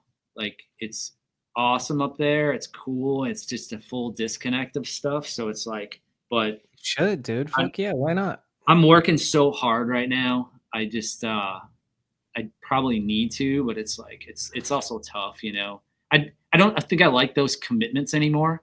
Like they're easier when you're young. It's just kind of, there's just money and there's just stuff happening. Now it's like, got 2 kids and, responsibilities and stuff. So it's like, responsibilities and stuff. Yeah. Oh man, I'm like grown up and stuff. Yeah. Okay, that's super interesting stuff. I think I'd like to know just a little bit more chronological. What's going on? The Gravity Games, the women's soccer game, all the heydays happening. You buy the house. What kind of comes after Haro and all that? Haro's like, it's going well. Everything's cool with that. Just decided to do my own thing. Primo kind of changed for some reason. I'm either in the magazine every month or my skate park's in the magazine every month. but that wasn't doing enough. And I got the #1 selling grip, but that wasn't enough. They like called it, they wanted to trim the fat, or the family's like, I don't know, washed up or something like that. I'm like, I'm on the top of my game right now. So I left Primo, get on Profile. And then I started Deco BMX in 2009. So, what's the idea behind Deco? What was the inspiration to start that? And what was like the first couple of products you made? Doing shit for myself. That's a good reason. Learning all the business that Haros and Primos did, like kind of in your face kind of shit too. Yeah. It's like, fuck you. You can call a Taiwanese factory. I can too. You know? Yeah. I learned like, I to back up, this is a big one. I missed this. So like I'm on UGP, and the new owner of UGP is trying to get rid of BMX. And I'm like, fuck that. Like, how's that happen? Johnny's the originator, and then new owner. When is this? And he sold it to somebody? Yeah. So a guy named Wan Chung. So he owns it, and he wants to turn it into just like streetwear, wake skating, streetwear, stuff like that. And I'm like, no way. Like, your core is BMX. So I start growing the team. You know, the Frymus, the Kevin Porters, the Morgan Wade, the Gary Youngs, the Carl Pointers, Banton, like name it. Like, so I become team manager, and he pisses me off one day, and I'm only making like $500, and I'm like, I need $2,500 now every month, and he gave it to me. Attaboy. Yeah. Fuck yeah. That was during that period, and I'm like, I'm walking away from this. I feel bad. Like, I'd walk away from all my friends.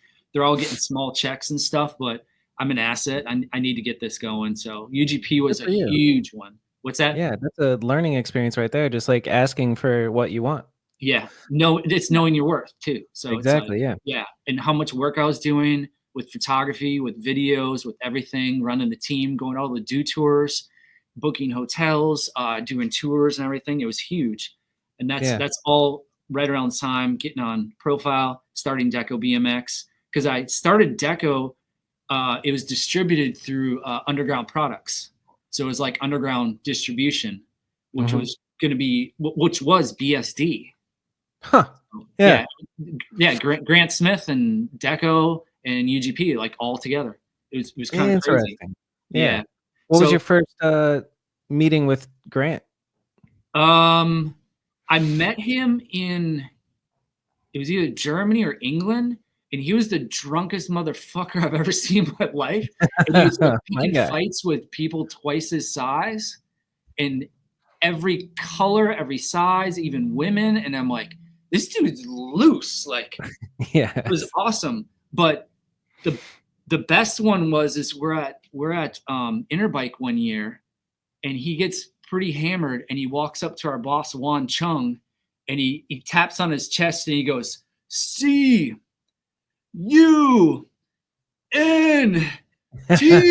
You're a cunt. And like hits him. I'm like, dude, this is Grant Smith. This dude's a fucking badass. And then get to know him. I'm like, he's a fucking like engineer. I'm like, it's just a matter of time before he comes up with something brilliant in BMX, which is like the planetary hub.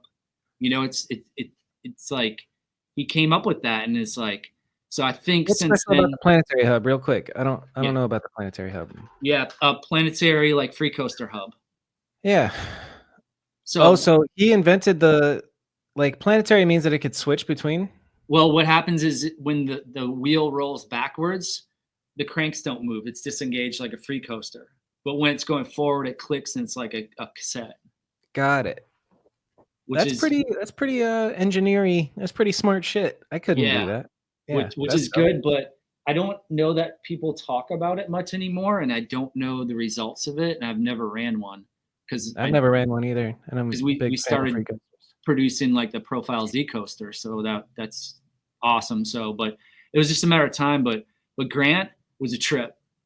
I bet. Yeah, I feel like he's still a trip. I've never met him, but I feel like I hear secondhand. He's still out there getting it, which is really cool to hear. So BSD's a great company. We carry them. They're awesome. Yeah. So, that's what Maloof was talking to me about. Was Tony was saying to me that BSD wouldn't be what it is today if it weren't for Chad Degroot. The deal is Grant asked me like who to get on the team, and it was Maloof. Like Maloof rode for UGP. So yeah, it and was Sputnik. Yeah, it was just this easy transition, and it seemed like help your homies, help your friends, and stuff like that. And Maloof got along pretty well with Grant, if you know what I mean. Yep. Yeah, you know what I mean. Yeah. I think all this talk, I'm gonna have a couple drinks tonight on my date for sure. Do it. Oh, you on a date? I'm going on a date with my girl, my gal pal. There you go. Yeah, we're like, I don't know, 7 months into it, and I want to be conscious about like you got to have date night. Oh, for sure. Like I'm gonna marry this one. Oh, awesome. Do you tell her that? Yeah, she knows that. She knows it's coming next couple of years. How are you gonna do it? How are you gonna propose? That's a good question. I haven't really thought that one through, but I'm definitely gonna film it. Whatever. Let me ask you this: how does she want you to ask her, or you to ask her? You know what she said? That's why it's funny. That's why I said I'm filming it, because that's the only thing she said. She said, whenever you do it, just make sure you film it. I was like, I can do that. I can make sure I film it. Yeah, that should be a problem. Probably something cliche, like we'll be on a trip somewhere beautiful, and I'll just be like, we should take a picture or whatever here. Mm-hmm. Like the classic. How did you propose? I did. Well, I'm divorced, so I did one. And then we don't have to get into that one because that's in the past. So I'm gonna get into mine, and then I'm gonna get into one I thought was pretty cool. My friend did. Mine was at a restaurant, and the server came out with a ring. So I kind of pre-planned it. We sit down. We're kind of ordering drinks and stuff like that, and then comes out with a ring that she loved and wanted and everything. And it was kind of like a kneel down, and then the restaurant kind of all looks at you kind of thing. So, cool. I didn't know how to do it. I didn't know to do a stadium, to do this or that. And it's like, I was just like, I don't like, I think when you do it, it's beautiful, however it's done. Yeah. So, but there's one like Terry Adams, like, like hired a cop or something and pulled over his soon to be wife.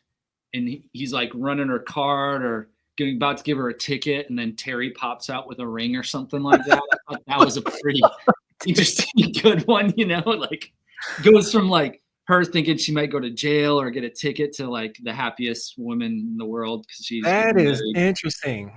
Yeah, because like I know when I get pulled over, like my heart rate is elevated. I'm like in a heightened state of almost fear, and so to flip it from that's pretty smart. Yeah, but you might as well. I'll do it. We'll do a tandem skydive, and then as the adrenaline is pumping in the air, will you marry me? Yeah, and then you drop your ring that you just drop a ton of cash. That's fun. Oh yeah. Now hey, congrats. That's awesome. It sounds like you got a special one and everything's cool. I've heard in your previous podcasts, like you being stoked and possibly doing the family thing and everything like that. So you're talking about kids and stuff like that, right? Yeah, definitely want to have kids. I appreciate that because people don't want to. There's a lot of people that just don't plan, and in this day and age too, especially with the election and everything, it can be kind of wild with women's rights and stuff like that as far as her body. So you guys should be very close on that conversation and whatnot. So it's I think as far as motivation goes, it feels so much like I'm busting my ass. This is the end of week 1 of being my own company again, and I'm busting my ass, and it feels so much better knowing I'm doing it for her and our future family versus just myself, because I would kind of just coast and chill if it was just for me, but like it's extra motivating to think about her in the future. Tell her that she's gonna melt. I'm melting. For sure. That's beautiful stuff. That's great. It's a beautiful thing. I'm kind of somewhat of a romantic myself. Yeah. It's awesome. So let's get back to UGP and 2009 Deco starts. Yeah. And you just wanted to do it like a fuck you. Does Deco mean anything? What does Deco mean? It does. So DE is Degroot, and then CO period is company. So it's Degroot Company. Cool. Yeah. The reason I did that is it's very simple. I always liked the word, but I never ever wanted to be, in no disrespect, Hoffman Bikes, Wilkerson Airlines, Miracle. Right. Because Degroot. if you have a team and you have your crew, you can never be bigger than that person. And I wasn't trying to be, not that they're selfish in any which way. I wasn't trying to be selfish. I wanted my crew and everybody to be able to surpass me or what I created. Yeah. And you don't want, they want. The riders don't. I mean, Hoffman's pulling it off because his name is that big, but it's like, you don't want to have people with your last name on their jersey. You want it to be I'm struggling with that right now with my company because it's Kanode Video, but I'm like, it's gotta. I really want to switch it to something else. It's kind of tough though. Like there's a lot, even like bike shops, like Kyle's bike shop or Bob's Bikes or something like that. It's like it's more of kind of personal because they're dealing with you as the owner. True. I don't see it being a bad thing. Because you're running it, you're doing it. I think that's actually a good thing right away. You could always transition and change it later, but I don't know. Transition to mediocre at best productions. There you go. Like something super long that's hard to say and takes 2 business cards. Yeah, that's great. Mediocre at best boutique production house, etc. At Esquire. Yeah. Somebody told me to describe it as I am a boutique production house with the capabilities of running lean or scaling up for full productions. And I was like, that's got a fucking ring to it, dude. I there you go. that. I'd run with that. I just make videos. I can make videos real good. Yeah. It's been thrilling, man. I love running my own business. I'm like, I want to do that. Like, what's been your favorite part of kind of starting your bike shop, starting the skate park, starting your bike company? What's your favorite part of doing all of it? I guess the satisfaction of like being at my location, looking at my part, knowing that was like came from my brain, happened, able to afford it, and having somebody be cool with it, running it, supporting it. You know, even it's I mean it's a huge thing, but it's also like you're saying, it's branching off on your own, doing your own thing. I think I learned enough in the industry, good and bad, where I can apply stuff to do stuff. I never thought I'd be like a businessman, but also my parents owned a family restaurant. They're business people. My dad owned it. My mom was the waitress, and my grandma was the cook, and my grandpa was the cleaner, and I did the dishes. So it's like, damn, dude, that's Americana as fuck right there. Yeah. It's kind of crazy. And my grandpa was like cleaned up after. It's kind of like the business sense of doing stuff. The word control is like a little bit too powerful, but it is. I don't know another word to use. Yeah, no, I like that. Control your own destiny type of thing. Yeah, and that's like a powerful thing of. Yes, you lose sleep, but you also wake up and you got that drive to not give up. So, but the reason it started all in 2009 is because my mesh skate park shut down. I had a partner I bought out, and then the other one just fled to Seattle and drained our account because he had IRS problems. So it's depressing that one of the best skate parks around ended because of just financial stuff like that. And so I didn't know what to do. And I took what money I had, and I knew I needed to, with my education, just start a bike shop because there's no broken bones.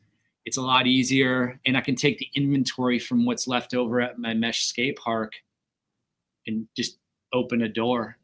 Smart. It's still a learning curve, but I also thought the bigger picture is to run that for a little while and then just do deco off a computer. Like my dream was just to run a company off a computer. Nowadays, I think that shit's lame. You know? like what companies are doing now, they're running a company off a computer. Like I'm still a rider. I ride a bike. Back then it was a dream because Fly did it. You know, the logistics of stuff was cool as shit, but I was kind of in a tight situation where my son was born in 2007 and I was the breadwinner. So I had to hustle and to put it into 2 companies. I didn't know any better. And I just had to kind of just hustle and grind and ride. And just, produce and make it work, for the family for years and years. It was definitely a struggle. So, if anything in BMX, that people know that you can't just rely on one thing. If you think you're going to be a pro rider and one check, it doesn't work. Like, I'm from the era where I consider myself a professional photographer, and I made good money off it. I rode a bike. I had sponsors. I had a bike shop, skate park, a bike brand. That's a lot just to get by. Yeah, to barely get by. That's yeah. I wonder, with all the skill sets, if you like applied it to any different industry that has more money, you'd just be crushing it. But also I can't really think of an example off the top of my head. You know what I mean? Like, at the level that you were at in BMX, if you were that in basketball, like, get the fuck out of here. Millions, Yep. Yeah. So and I don't think like I got paid for my worth completely as a sponsored rider, but I'm not downplaying it, saying that I'm not, it was the best times, so yeah. But now it's a lot more business in a sense, but I'm still a rider too. So which is very commendable. Like, I'm only 34, but my boner for riding has gone, it comes in waves. I've talked about how for me it's like I'm either on it for months at a time, and then like right now I'm in a valley of just like, I don't really care, and I'm not going to beat myself up for not wanting to go ride. Yeah, which is fine. Yeah, you gotta let your body tell you, but and your motivation will come back. It might be a video or something we say tonight. You might be motivated to go ride tomorrow. Or something exactly. Like that. That's why I'm always hesitant to like say the like I quit BMX. It's like, I don't know if I'll ever quit. I'm just not into riding at the moment. But I'm premiering Mediocre at Best 2 in a month and a half, 2 months. So it's like I probably should want to be riding right now to finish this bitch up.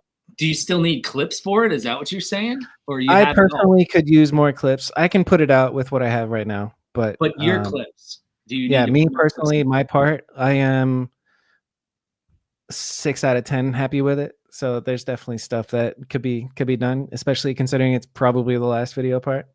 But get that thing up to an 8. Yeah, and get it up to an 8. I'm go over to the wedge. Go do some wild trick over at the wedge. I got one. You'll be stoked on it because it's like Flatland Rat Boy-esque. That's one of my favorite clips in my section. Awesome. I'm going out tomorrow with Mr. Jeff Westcott. Awesome. So that'll be fun.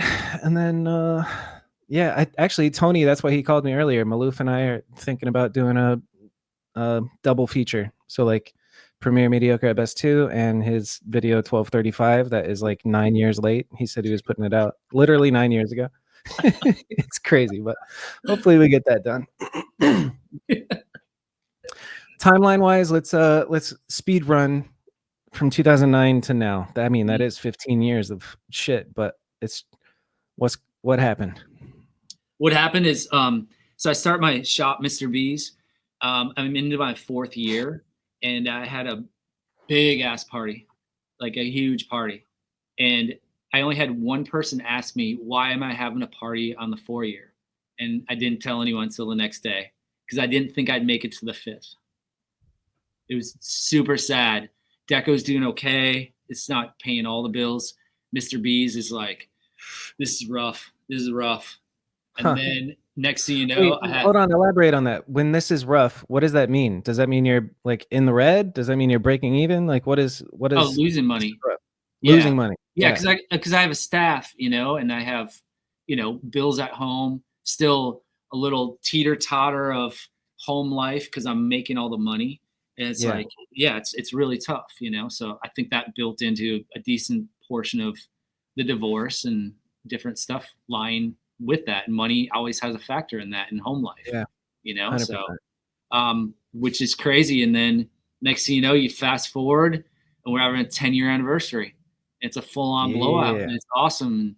Now we're into the 14th year, and it's like everything. It's got its ups and downs and stuff like that, but it's like this train is like picking up speed, and I'm real stoked on a lot of it. So really exciting. What does the future look like for the shop? What does what? The future look like for your shop? The future is based off of everybody around us in our community too. So. I don't do much with online. which I'd like to do a little bit more. And I think a big message I wanted to state here too is I think a lot of people should support like core brands, their online stores.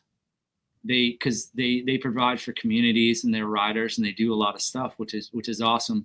I'd like to see some of that pick up on that, but as we all know, the pricing of some online stuff is definitely like like blindly throwing numbers at a wall. Sometimes I don't know how stuff's happening like that. But as far as stuff happening here, we have a $32,000 grant that just got awarded for Candyland, which is this local skate park here in Longwood. Yeah, I know Candyland. So we have a design of improving that.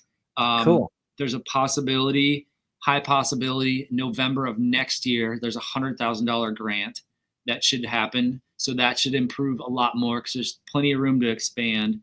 Then 5 miles away is Castleberry Skate Park, which is a $5 million skate park that's going in.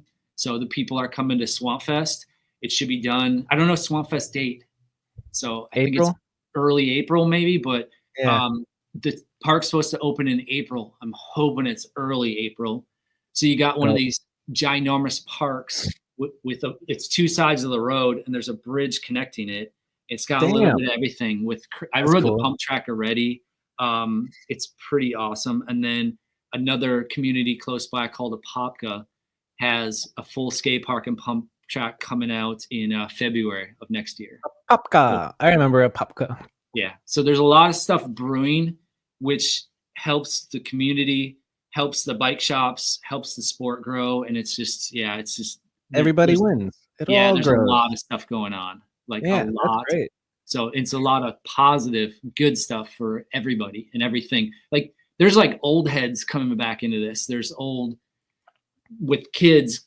I want to ride again. I'm like, and they go ride. They go to these parks and they're allowed to be picky now. Like they find a busy park, they go to the next one. They might be 6 miles away, but there's a lot of them kind of popping up. And I call them like the new swing set. So yes, skate park's awesome. The new swing set. Yeah, that's very cool. So it's rad. So that's how I see the future coming up next year is awesome stuff. I hope Trey keeps doing Swamp Fest. I hope everybody's safe. Yeah, because it's getting a little ridiculous. But it's good for the sport in every aspect, So I do like the Olympics. I do like all the stuff. I would like everything that's all gathered into it. It's great. It's really cool to think about how far just like BMX, I guess, skateboarding and just the skate park type of activities has grown. Even just in Phoenix, watching it from 2006 to now, there's like 20 times as many skate parks, and it's just way more normalized. Even the boomers know what's up with like skate parks and that culture. Are you ready for your dude? I've never had this many questions. What is that? This is all the questions on Instagram. One of my friends said he sent 30. Like, why? That checks out. This is insane how many there are. How do you screen that? How do you just... Well, I'll read through and I'll ask you these questions. And I'll just, let's get to a bunch of them, can you? Yeah. It's been an hour, so obviously I have to pee, and then we'll be back with the questions from Instagram. There's time to like maybe something on health and other stuff too. Hell yeah. Let's do that first. I'm looking at these and I'm just like, Nate Wessel says, do you like Hilson as much as he likes you? That's true. Nate, I love you more. All right. Well, I forget exactly what I was watching. I was watching some shit earlier today. It was like a jam. I think it was Bako a Go-Go. Just star-studded. I'm like, oh my God, all these guys in one room. It's pretty incredible. That's how we roll though. It was like a tight crew. The Bako jams, like, kind of set it off, and like the tempo went up, the level went up, and it was like, it's pretty wild how healthy and, everybody was at that time of like pulling stuff, like for how many crashes there are, is like, like walking away. And it was like crazy, it was like, I don't know who it was, but somebody at Bako a Go-Go was trying tail whip to ice pick stall. It's probably Brian Vall. Yes, that checks out. And the amount of bails, like it was wild how much, and he seemed fine. And you watch, like, if you get a chance, go watch that, like that part again, because Jim Reenstra did a 540 tail tap on that same rail. Wow. And it was the perfect, like, if you could say the perfect trick, perfect spot, perfect execution, that is a solid 10. Like that was like Jimmer. It was like, you got to see that and go, damn. Yeah. John Pova says, thumb in or thumb out? What I don't even know what that means. I guess both. I don't thumb in or thumb out. I figured I would like to learn. I wish I knew what that. Yeah. Is it fact or freestyle that said he submitted 30 questions? No, he sent me a bunch, Joe Sisman, and I said you got to send them to him. But to be okay. Does Chad get the questions, or do you ask Chad the questions? How does Chad endure the criticism that he is a weirdo? I have heard this from many. But to be clear, I do not find him weird. I find him brilliant. Don't tell him, but my hypothesis is that he baits debate by appearing weird, and then he wins every debate. So there's no question there. He just went on. He sent me that same thing. It's like, fucking wild. Thanks, Joe. I knew I saw Ruben in here. Let's go. You have the best guys. Wait, Ruben's in there? Yeah. Ruben said, have you ever thought to get married with Dave Frymouth? Only if Dave has his like long flowing hair and I could brush it each night like a horse's mane. That's but he beautiful. cut it off, so there's no way. Like the second Dave cut his hair, no marriage. He's out. Yep. Dude, that just reminded me that I filmed Kaczynski's wedding and hung out with you guys. Yeah. So I was like, I wonder if I've ever met Dave, but I've definitely met Dave. And that whole crew, that was a wild one. That was talk good. About best men, dude. That shit was fire. That was like a Bako a go-go jam, but at a wedding venue. That's some good looking men right there. Damn good looking. Sure. And we got Catfish talking about the earth is flat. It was fantastic. Dude, I shouldn't have asked, but I like asked him, so like, what do you mean? Why do you think the earth is flat? And he looked up and he's like, how do you know that sky's blue? And I was like, all right. Okay. but you got to ask him, like, why don't they get core samples from the underside of the earth then? Like, why haven't they focused on any of that? Mm-hmm. There's just no logic, and it just devolves into like, well, how do you know that the word is means is? And how do you know what I mean? It just devolves. Anyway. Sometimes people like to talk super smart, so. It's pretty fun to talk smart. I'll tell you what. Yep. Ruben also says, how can you focus to be one of the best flatlanders and still ride ramps so well? That's a hell of a compliment from Ruben. Ruben, that's awesome. I appreciate you chiming in on this. I just consider it riding a bike. Like I don't know. It kind of worked out in a great way. So thank you for the compliment though. Thank you. Fucking awesome. All right. Chrisman says, Bako 7 Pride is still today one of my favorite videos ever. How long did it take to film, edit, produce? Damn, I don't know. However long it took. Like, first off, thank you. Your episode here was awesome. I've had it on the shop twice now. We had awesome times together. Film it. I think we were trying to come out with a video like every year though. It was kind of like, and then at that time you get to a point you just put it together. Yeah. Just save footage. I would guess that it took you 2.5 years. No, I think we did a video like every year. Less than that. Nice. Cool. Yeah. I think you had to pump one out because it was like, otherwise you're not the cool kids anymore. Yeah. What a different era. Thinking back to like filming on VHS, selling an actual VHS or DVD, I forget. Probably both at that point. I don't know. And then only being able to buy it in shops. It's a wild, different era. Yeah. And where like the story of people playing VHS and wearing out certain spots. Yeah. Like, that was my favorite part when you did this or so-and-so did this and wearing out that section. So when it'd go through, it'd kind of glitch a little bit because they kept rewinding that spot. But just to see that same trick. But the other thing too with VHS is like, as you pictured, to get people to ask these questions is the PAL format, NTSC and PAL.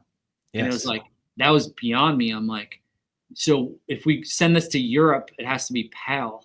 It's like, but if we're stuck in the US with these, then nobody can play them, or they play in fast forward or jittery or something. Is like fucking weird. Like, why is everything, there's 2 of everything?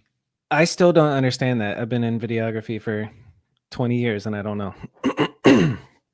What are those 2? What are the 2 formats? It's beta, NTSC and PAL. Yeah. That's the 2 formats though. But what was the actual tape back in the day? VHS and what? Beta? Oh, Betamax was a thing. Yeah, VHS and beta. There was 2, like, you yeah, had it in beta. I know what you're talking about, but let's see. Yeah. 2 kinds of Betamax, yeah. VHS-C, Betamax, VHS, High 8, Mini DV. Yeah, I mean, it's CVS and Walgreens, you know? It's like... Yeah, exactly. Yeah. I wish I knew what the thumb in, thumb out. I kind of think I know what Bo was saying. And let's just go with thumb in and see where that goes. Does it have to do with Jerry Springer and Pride? I think it has to do with people that practice Pride, maybe. If you know what I mean. All right, I'm looking for Lucas Porzio. Awesome. He says, what trick was the hardest for you to learn? I think the hardest struggle was backflips, because I got hurt twice on those. I broke my back and then I broke my tailbone when I relearned them again. The hardest trick to learn, I think, was a flare, and I've never rolled away from one. So because I've never pulled one, I think that's the hardest one. So I gave it a shot a lot of times. Never got hurt on a flare, but just some reason couldn't get around and roll away. So I think the hardest trick that I actually learned, I don't know. I don't know that. So it could be a multiple question type thing. So, but I'm going to go back to maybe. I would follow that up with, is there anything that you haven't accomplished that you kind of still have your eye on? You know what? People make flares look so easy, and I just kind of stopped. But I don't think I have my. Yeah, I don't think I have my eye on that. So yeah. You don't? No. But is there somebody said something about like a backwards, your body's backwards and it's a no-footed backwards manual? Does that make sense? Yeah. What do you call it when you're facing backwards, the bike's still going forwards? I mean, I don't think there's like a term for that as far as like riding flatland. I pulled that trick once, but it was such a baby maneuver. Like, you know, at a no footer, like you go like that. Yeah. I consider like a no footer in flatland when you lock in and you hold it and you're kind of like ratitude. You hit a balance point at least. Yeah. So yeah, I know what that trick is that they're talking about though. So yeah, that one might have got away from me. Kyle, oh shit, Pay Attention USA. Who is Pay Attention USA? Jeff Honeycutt. Yeah. Jeff Honeycutt says, ask Chad about when we both worked for the AC company. Oh my God. Okay, so Mesh Skate Park closes down, and I have 2 AC units over there that I bought.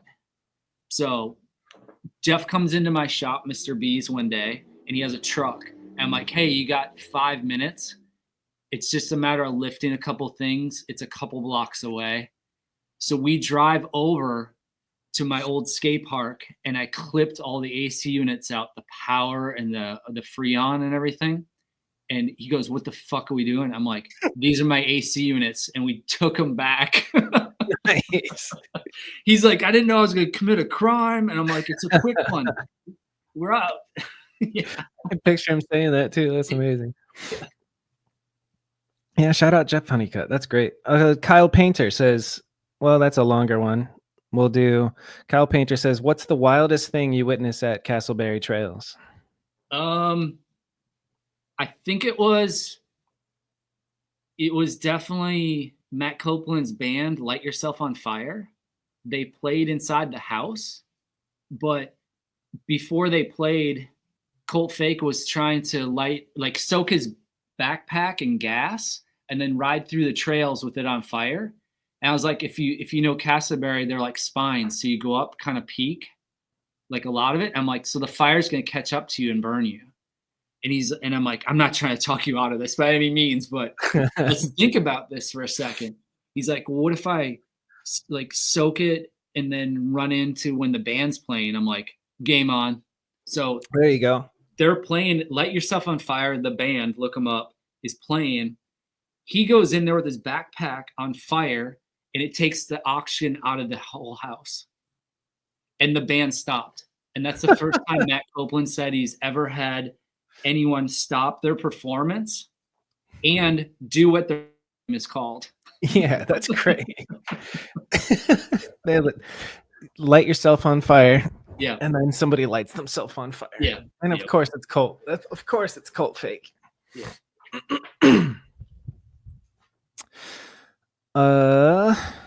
Todd Carter says, did someone really Pepsi Chad's wheel before contest?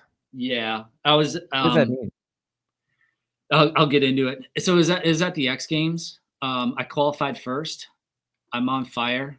I'm like, I'm gonna win this one. I had it in the bag, and talking to this guy, I'm past it now. It was Andrew Ferris, and he was all goofy with his soda, and he spilt it all over my wheels. And then I had to go and ride with sticky wheels. And sticky wheels mean like a lot of that time we all had front and back brakes. So your brakes are not the same. So I ended up getting like 6th place, but that was my one to win. So I won X Games qualifying. So that's where I'm at with that. So that would be pretty salty. Yeah, that would be pretty salty. But I haven't like talked to him about it. Like he ordered a pair of wheels for me and stuff, and it's like he could have been goofy and it was an accident. I saw it as I need to. Like, what's that? It was probably intentional. Yeah, let's call it on purpose. Yeah. Yeah. It's fucked. I'm trying to just go through and pick some good ones here. Yeah. 43 Buddha. I like Buddha. If this is the same Buddha that I know from out here, but we already covered it. He says, tell the young kids about Jerry Springer. Mickey G BMX says, who did the first time machine over the head tube on the pedals? That's some shit. Like, dude, you guys start talking about flatland tricks and it's just fucking I don't know any of this. Machine? Yeah, what it is like standing on both pedals, but your foot's over the head tube, so you're spinning on the back wheel. Okay. I heard someone did it, but I don't know for a fact who did it. So I tried it and I did it, and I called it a tidy bowl in the hole. Cool. And so people claim I did it. I don't know, because I never visually saw someone. I just heard someone did it, and then I did it, and I got like pretty well known for doing it. So I don't know. It's to be discussed.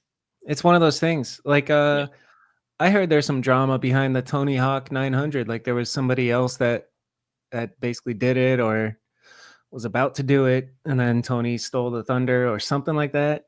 Do you know that story? I don't know it, but there's like anything that's a world's first, there's always going to be a story. With the good, somebody has some kind of bad or something. Exactly.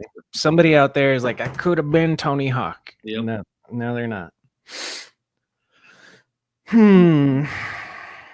Hosier Cadillac. Yep. Nick. Give me a good one, Nick. All right. This is pretty on brand right now. Who would win in a blindfolded boxing match, you or Andrew Ferris? I'd win for sure. Let's go. You have the motivation. You fucking Pepsi my wheels. Yeah. No, I've been staying healthy. I've been good, and I've been watching all kinds of Mike Tyson shit. So I'm ready for that fight on the 15th. I'm so ready. Wait, it's gonna be good on the 15th. 15th, yeah. Of Netflix. November? Yeah. Let's fucking go. Yeah. It's on Netflix. I really hope that Tyson wins. I think the whole world hopes that Tyson wins. What? It'd be sad if he doesn't, but when you have crazy in you like he does, the only thing bad is like his kind of his age, his endurance. Yeah. But he's got a switch that he turns and it's brutal. Yeah. It's like that guy. I don't like that side of me. I don't like this. Can I bring up a Tyson thing while we're on it? Yeah. It's gnarly because like he got me into running, like following his stuff, reading his books, or his book and whatever. It's like made me start running. And I was like, well, since then I don't love running anymore. I'd rather ride a road bike and stuff. But so I had a chance to host or be a part of Nora Cup one year. And I told Fudger, I know someone that knows Tyson and I can get him on stage. And guess what happened? Fudger said nothing happened because Fudger didn't take me seriously. And I know for a fact I would have got up there and been like, hey, who wants to see Mike Tyson? They'd be like, bullshit. And he'd come out and we'd high five and he'd bench press me and he'd leave. And I told the guys that know him, that's it. All he has to do is an appearance and it's that quick on and off. And it was like, I cannot believe that didn't happen. And now like this fight's going to happen, bigger than life. People love Tyson. They love the story. His kids look awesome. He looks like a great dad. He looks healthy as shit. He's the best. I love it. And Jake Paul, Fudger, Jake, dude. Have his day, do whatever. But it's like I feel like that was like a mistake or disappointment of like something I couldn't get pushed forward and happening in BMX of like that. And that would be like just to have that picture framed in my house of Tyson and different stuff. Yeah. And I'm like little bummed, but I was like, that it happened. That could have been a moment. Yeah. I don't know who Nathan Penonzik. Yeah, if Nathan Penonzik didn't exist, you would have been first place a few more times in flat. True? Is that your arch nemesis? Was Nathan taking the podium when he's bragging about that? I don't think Nathan ever beat me. No, this is Hosier Cadillac saying that. And he's saying if Nathan didn't exist, you would have been first place a few more times. Is that true? No, that's not true. We'll skip that one. What is one strange fact about Mesh Skate Park that only a few knew but would blow minds? These are all Hosier, by the way. That would blow minds? Yeah, blow my mind with a mesh fact. We had a slushy machine up front, and one day I put Everclear in it, but we didn't serve it to kids. Don't get me wrong. Like it was, we had a party, and it was like slushy, and they're like, these slushies are good. Like these are really good slushes, dude. Yeah, and yeah, shout out Everclear. That's fun. Fucking A. Skip these. Skip. I like this. What's going on with Deco? Goats and Goblins asks, what's going on with Deco? Will there be new frames? Yes, and awesome stuff. We're trying for next year. I dislike the tariffs that are going to start happening, but I'm going to work through them, and we're all stronger than this, but prices might go up a little bit, but I'm working with After Hours Distribution, Bob at Fiend and Montana Ricky, and they've been helping out kind of doing the sales side of it as a distro in Florida here. And I like what they're doing. They have Cult, Fiend, and they're hopefully taking on some other stuff or whatnot. So with that said, it's a little easier because I haven't made a frame, fork, or bar in 5 years. And that's sad because I had 23 riders, and now I'm down to supporters and people that can kind of see my vision of maybe the next year and stuff like that. So there should be some big stuff next year. I'm excited to get some more parts, just do some cool stuff. And I'm actually going to do some remake stuff for like the original 2009, 2010, which should shock people because there's some people that just don't know. But if you know, you're going to love it. So yeah, I'm excited. Yep. I like the sound of that. I think that's my golden era. The 2008 to 2012 is like the years that are most precious to me personally. Josh Medina asks all the questions. Let's see. Kaczynski says, "Hey man," and then in parentheses he says, "That's the question." Oh, hey man. Hey man. Oh, hey man. Tony Maloof says, "Ask him about Tulsa strip clubs, eggs and legs, pretending to be a plastic surgeon and rental van." Yeah. You pretending to be a plastic surgeon? I did. So we go on a UGP trip and fly Maloof and Frymouth, Banton, few people out to Tulsa because it's awesome. Obviously, Tulsa's still awesome. And we check into the hotel. Lady's like, "Oh, what do you do? What do you do? What do you do?" And I'm like, I'm doctor. And she's like, "What kind?" I'm like, "Surgeon, like plastic surgery, And so she kind of takes like a little bit of like, I need to talk to you a little bit more kind of thing. So a few times we're just chilling there and she's like, "Can I ask you a question?" Like, blah, blah. She starts talking about her boobs. So she in high school has one breast bigger than the other. So she got the label Biggie Smalls. And I'm like, I don't do any work from the road, like, for how much I'd love to see them and whatnot. And so the joke got pushed a little too far where she's confided in me because I'm a doctor, because most people trust doctors. Yes. And I was like, damn, man. So we get to Tulsa and there's a place called a strip club that has a free buffet. It's called Eggs and Legs. Beautiful. Yeah. So Tony Maloof, not old enough. Let's just say we're paying to get in and he sneaks behind us. And when you're in, it's like, oh, he must be of age. And he's eating and he's doing stuff. And he's like, this is the best. Like, he had a per diem too. So like he had a budget. So I gave him food money. I remember that. But he just ends up motorboating girls, boobs, and all that stuff. And it was like, there's probably a bunch of fluids on there.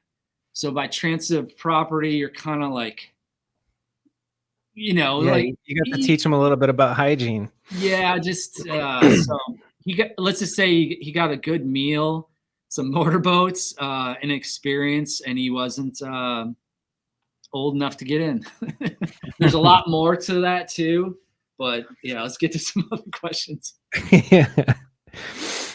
Jerry Springer's on here a lot. How did you get on there? The Wheels Fall Off asks, what is most important to keeping your local BMX community healthy and stoked?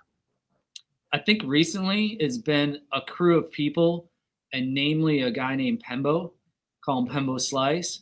He finds all these bikes on Marketplace, and he's not rich by any means, and he buys them.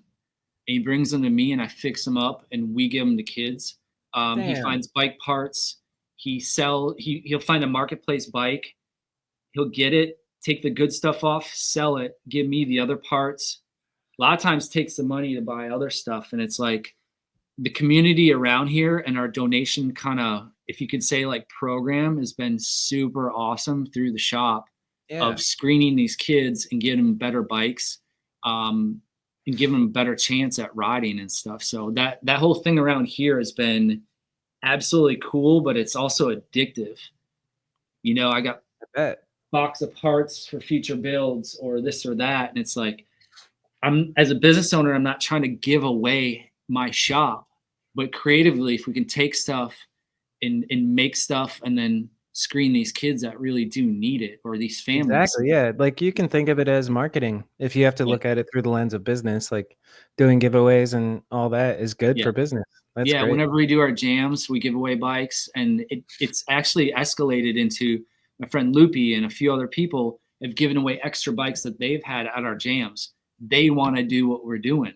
And it's like, I think this could radiate around and like create something really good. I think so too. It all circles back around to scratch your back. It's like, you're not giving everything away. You're like grouply doing stuff in a manner. So it's not just one person. There's actually a crew around here that's super awesome doing it all. So pretty happy. Shout out Pembo, man. That's great. Yeah.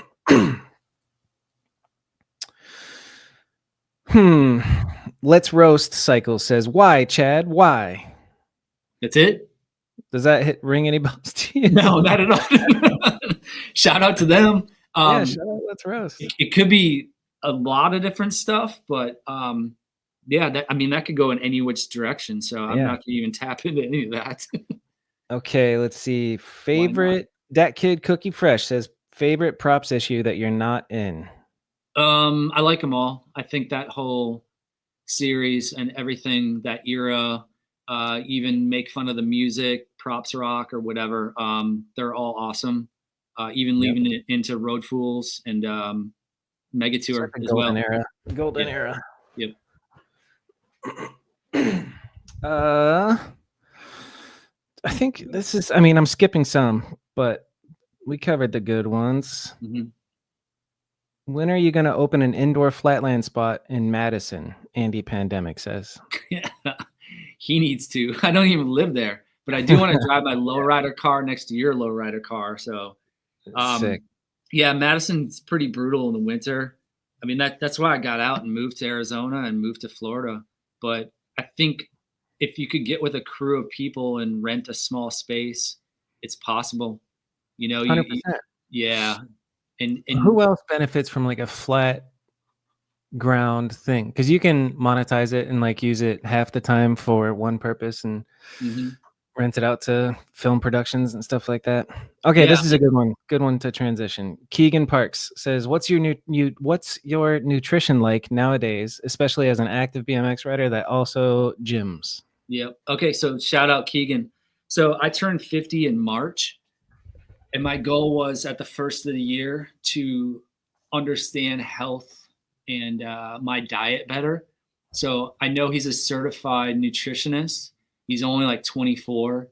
He's a ripper. And I reached out to him and filled out his like intake form. And he messaged me. He's like, "You're joking, right? Like, this is really Chad?" I'm like, "Yeah, we know each other." I'm like, "I'm paying you full price. We're going to work together for 3 months," or whatever his thing is. I think it's 3 months. And I want to learn about my diet. I want to learn about food. I want to dive deep into this. And he taught me some of the craziest things. The only thing we butt heads on was he wants me to eat more meat. And I prefer veggies. I do chicken, fish. I'd really rather do vegan, but I took his thing and I do vegan protein and creatine and everything. So I'm like, I learned a lot, but the funniest thing about Keegan is I think he got so engulfed in not bodybuilding. He's cut.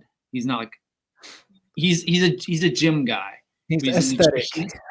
And his girlfriend and our conversations weekly talked about nutrition, but he circled back around BMX. Nice. But he was afraid to, I think he was afraid to like get hurt because he's on his path. Right. You know, his girlfriend's being an anesthesiologist and they're traveling and doing stuff. And it's like, they love each other and whatnot. And it's like, I was like, if you have that love, go to a park and cruise around. You're traveling around part of the US and doing stuff. And it's like, so he taught me about food nutrition and intake and burning stuff. And it's like the app to use and then he put me on a regimen and I'm 5 days at the gym. Like nice. To this day. Sick. Good for you. Since the start of the year, it's like, it's my routine Monday through Friday. And then even today it was like, I feel like something's missing. So I actually have a stretching and core routine. And then nice. I have a pool in my backyard and my wife got me a wetsuit for winter. So I'll go swimming in the winter, but I also have a hot tub. So that led into Terry Adams giving me, it's about 25 minutes long. It's a hot tub exercise routine and it's for everything. So you could get in there and warm up and do stretches. And then you're doing the resistance of your hands. Cool. You know, and all this stuff. And it gets you cut. And it's I don't know if I've ever seen a hot tub workout routine. That's pretty cool. I can send you the video or why not? Reach out to Terry. I stopped for a lot of this year because I was doing gym and I feel like it's good cardio. Like sometimes you almost feel like you're going to pass out too. So it's like, can get pretty intense, but I was doing that 3 days a week. I'm back to doing it once a week, but then I got back into the road biking 15 miles on the road bike. So it just kind of flip flops. So it's like this, and then adding in riding flat, but also riding the skate park and stuff. So yeah, you gotta have something. That's like I've had periods of time where I'm not doing anything, and it's like you don't realize it by the time you're in it, but you're in a fucking depression. Yeah. And the only way out is like work out. It's crazy how much that works. My girl and I have been going to the gym pretty consistently lately, and it feels amazing. I've been loving kettlebell circuits. Doing kettlebells are the shit. I haven't. I used to do those. That's something I would definitely introduce. I think I have a lot on my plate, and I see a lot of results, so I'm very happy with that. And what's wild is I don't think my son's gonna see this, but for the most part, we're gonna get him. He's 17 and he wants to be bigger.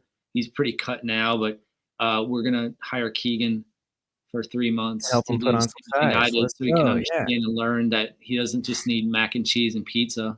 Yeah, for real though. He can eat different protein style stuff and actually have energy and sleep better. So, but What do you think from learning from Keegan? What's the most interesting fact about nutrition that you learned? Because I had a awakening with nutrition like 5 or 6 years ago, like learning shit, and I was like, oh, I didn't know all that. It's pretty cool. Can you think of one example?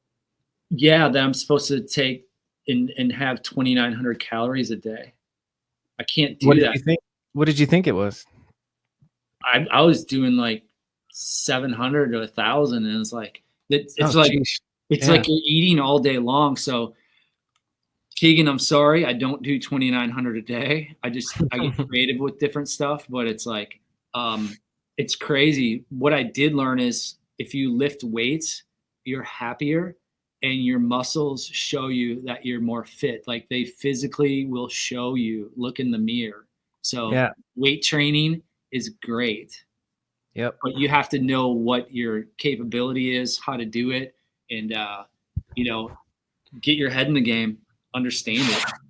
Yeah, for somebody maybe listening that is like, I want to do something, I just don't know what to do. I would say to start, just put in ChatGPT, I'm a beginner, give me a full body strength training routine, and then go and bust it out. And then from there, you'll are you doing a split where it's like Monday is back and buys, Tuesdays pull, push, shoulders, pull, Wednesdays legs, shoulders. Yeah. That's eventually what it gets to. But I think if you're just starting, just go work out all your muscles. And there was a clip I saw that really got me stoked. There was a scientist talking about when you exercise your muscles, you secrete something called the hope molecule. I wonder if that's actually a real exercise.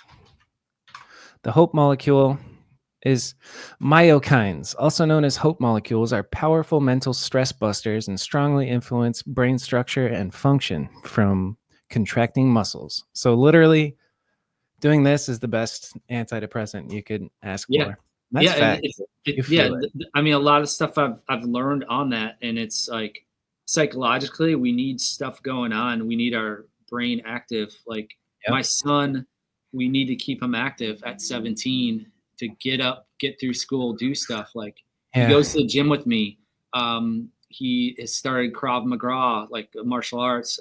There's different stuff, but with COVID happening, that's when I got on my real quest for taking educational courses. And I've completed 10. I got 10 certificates in psychology. And it's like it's a big help because I first off didn't understand about a divorce. Then I don't understand kids. Then it's like life and COVID, and it's like there's so much having to do with it, but based off of health, which is just such a simple thing of get off the couch and like we have our dog. You're scratching your dog right now. We go walk with Logan every night. He loves it. He needs it. We need it. And it's like sometimes just put down the phone, go to the gym. It's like one of the Olympic coaches for judo, his name's Sasaki. Like I go see him at the gym, and he's got his own gym, and he goes to a different gym working on his legs to get out of the mindset. And it's pretty crazy. Like all that stuff. Just I'm not going to go on a tangent, but well, I think about your life, and you must have been kind of the BMX attitude, which has been predominant in BMX, which is like, fuck the gym. We ride bikes. Did you have that attitude? I kind of always wanted to go to the gym or do sit-ups because like I'm from a family that let's just say in the winter they get bigger. Yeah, you know what I mean? It's like they hibernate a little bit, and with BMX and stuff, I've kind of not broken the mold, and I don't have a six-pack by any means, but it's like I'm not like big, and now it's like I'm starting to get more muscle mass, which is like I look at old stuff and it's like I'm like a pipsqueak. You know, I'm not trying to be like Terry Adams. You know, Terry's ripped. Yeah. He gets up at 3 a.m. too, and it's pretty wild for that stuff. But it's I don't know. There's a lot more people that I think. Lucas Porzio, he's focused on going to the gym, and well, I mean, he doesn't have a house because he lives in Tampa, and he showers at the gym and sleeps in his car. But it's like he's still showing himself that he's at the gym, and I think that's good mentally. Yeah, absolutely. It's huge. So Lucas is a legend. He is. He's awesome. You guys are all fucking legends. It's amazing. Yeah. It's been an honor to talk to you. Is there anything else that we need to cover? Yeah. Who's your Mount Rushmore? Can it so there's 4 heads on there, right? Yeah. So can one have like a split head? Yeah. Like you're not the first to split heads. You split all Dude, 4 I heads? I forget who it was, but somebody just straight up listed like 20 people. And I'm like, all right, that's your Mount Rushmore. That's 5 Mount There's Rushmore. like 4 faces on each one. So there's 16 of them. No. I could truthfully list them off with some people that are like, yeah, I mean, I would put top 2 would be Dave Frymouth. I'd put Chase Gwynn, Dave Asado, and like Kurt Schmidt. Boom. That's a solid are they 4. splitting? Yeah. I'm not going to split, but I mean, there's like, I've traveled and been around Mira. He's there, you know, there is the Hoffmans. There is, I mean, Taj Nyquist and Nasty, you know. Nasty. Yeah. Like all that. So, but yeah, those 4. So yeah. What about Flatland specific Mount Rushmore? It'd probably be Chase, Kevin. Holy shit. I mean, there's a lot of new guys I'd like to put on there, but who's Kevin? Kevin Jones. Okay. Yep. Chase, Kevin Jones. Shit, I'm trying to think. I might even put like from the Arizona days, like impressively like a Brian Vowell. Hell yeah. He's got like he's a madman.